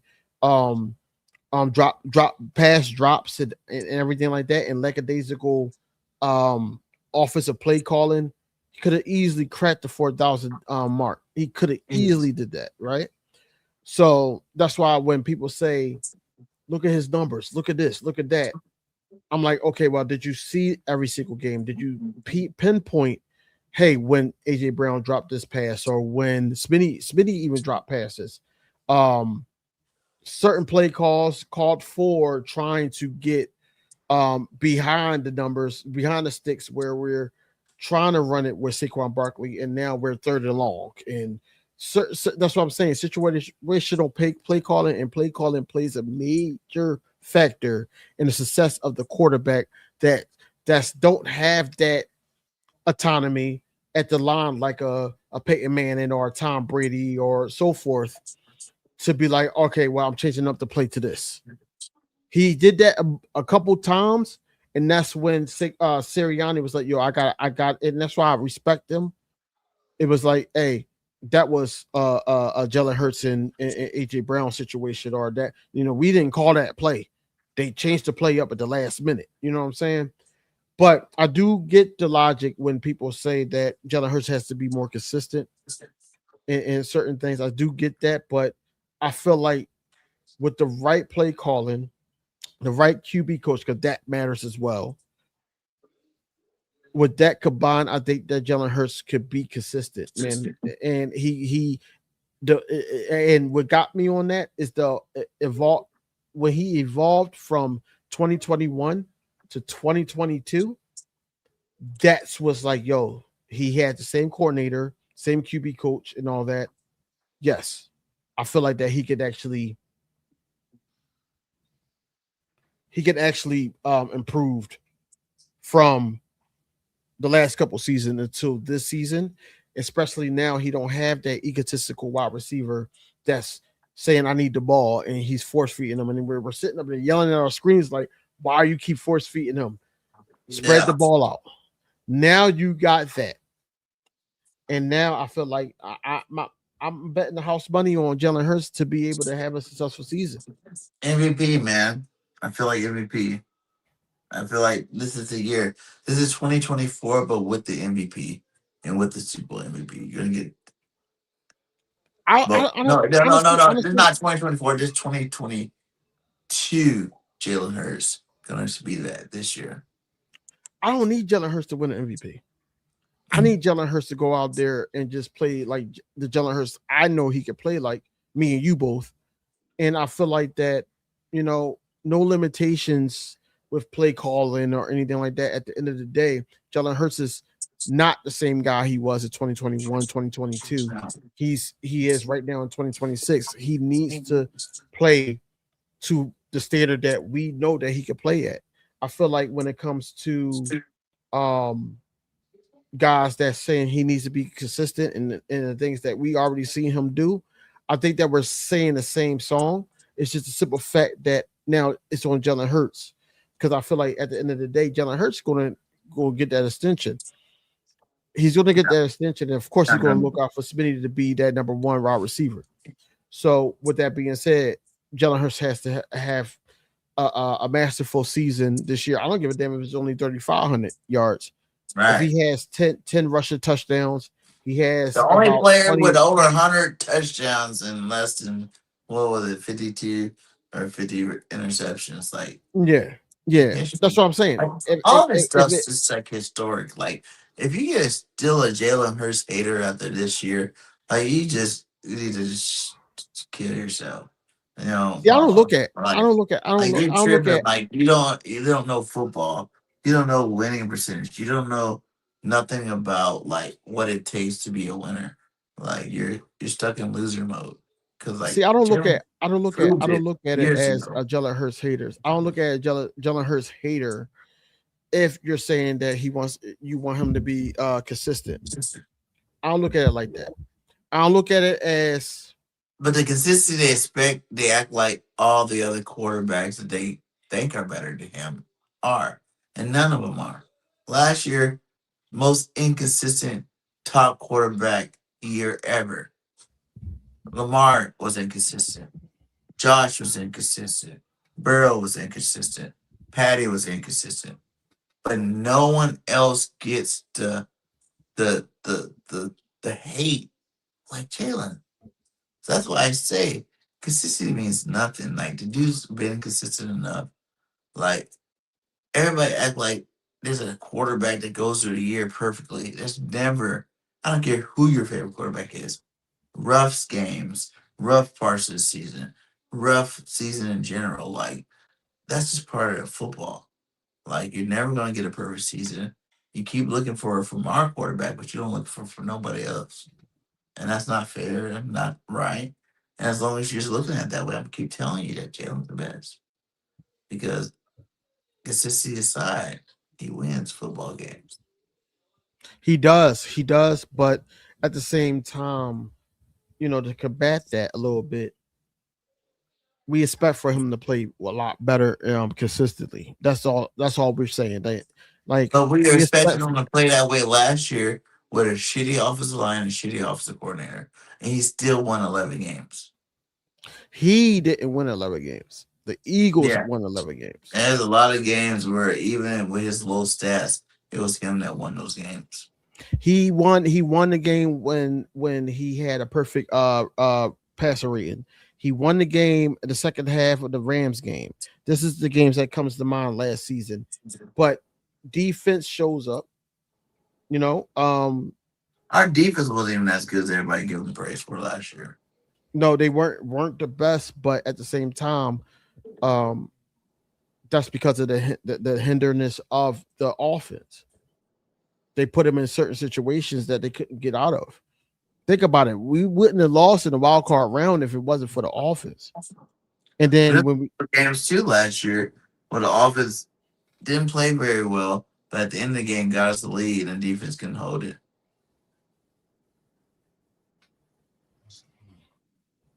like what games? Something. We have to go through all the losses for me to really remember last year like that. But I remember there was games that Jalen scored, defense gave a touchdown. Like the Seattle game. I don't know if that was last year or the year before. See, they're mixed up. But I'm just saying that there's been plenty of games where Jalen scored and the defense gave up a touchdown at the end of the game. The reason why we lost. It's like more of those than Jalen actually lose. So we Jalen, lost. like We Jalen lost. doesn't. My point basically saying is Jalen don't really lose football games. Either we were getting our ass kicked and we were just not playing good that day. They're very. I don't know if you can really think of any games that the defense did their job and Jalen Hurts lost the football game. And you can We say lost that to about Denver last year. So because you Denver, the Giants on that Thursday night that I keep getting reminded the about. Giants We kicked your lost that. ass. No, it was a short week, and then we ended up with Adoree Jackson and Kelly Ringo at corner. Then we lost to Dallas in week 11.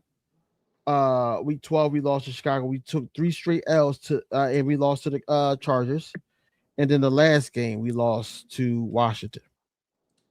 But none of those were Jalen Hurts' fault. So you mean to tell me, because what I recall is, Jackson Dart, the Giants on that Thursday night, they kicked our ass, but then They Jalen Hurts whooped our ass. did throw. No, listen, Jalen Hurts did throw a crucial interception. We were about in scoring range, and he threw a crucial interception. He threw an interception at the end of the game. Yet they whooped our ass. No, And they did. They did. that game was not They even did. fun to watch. They did that. No, that was their Super Bowl, because all They Giants like, fans I talk to, they always say, "Oh, they know about Jackson Dart, they know about Scatterboo, they know about this and that and the third." and But that's I'm why I like, got them the second best team in the division this year. I think no, they jump up to number 2 for sure. I just want them to win week 1 against the Dallas Cowboys. That's the only thing Yeah. I'm concerned about. I don't give a damn what happens beneath us. I just need us to win the division this year.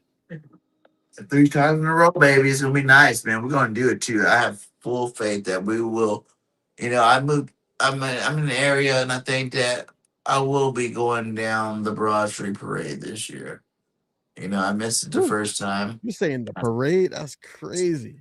I'm gonna be there this year for the parade. It's a I wrap, was dude. It's over.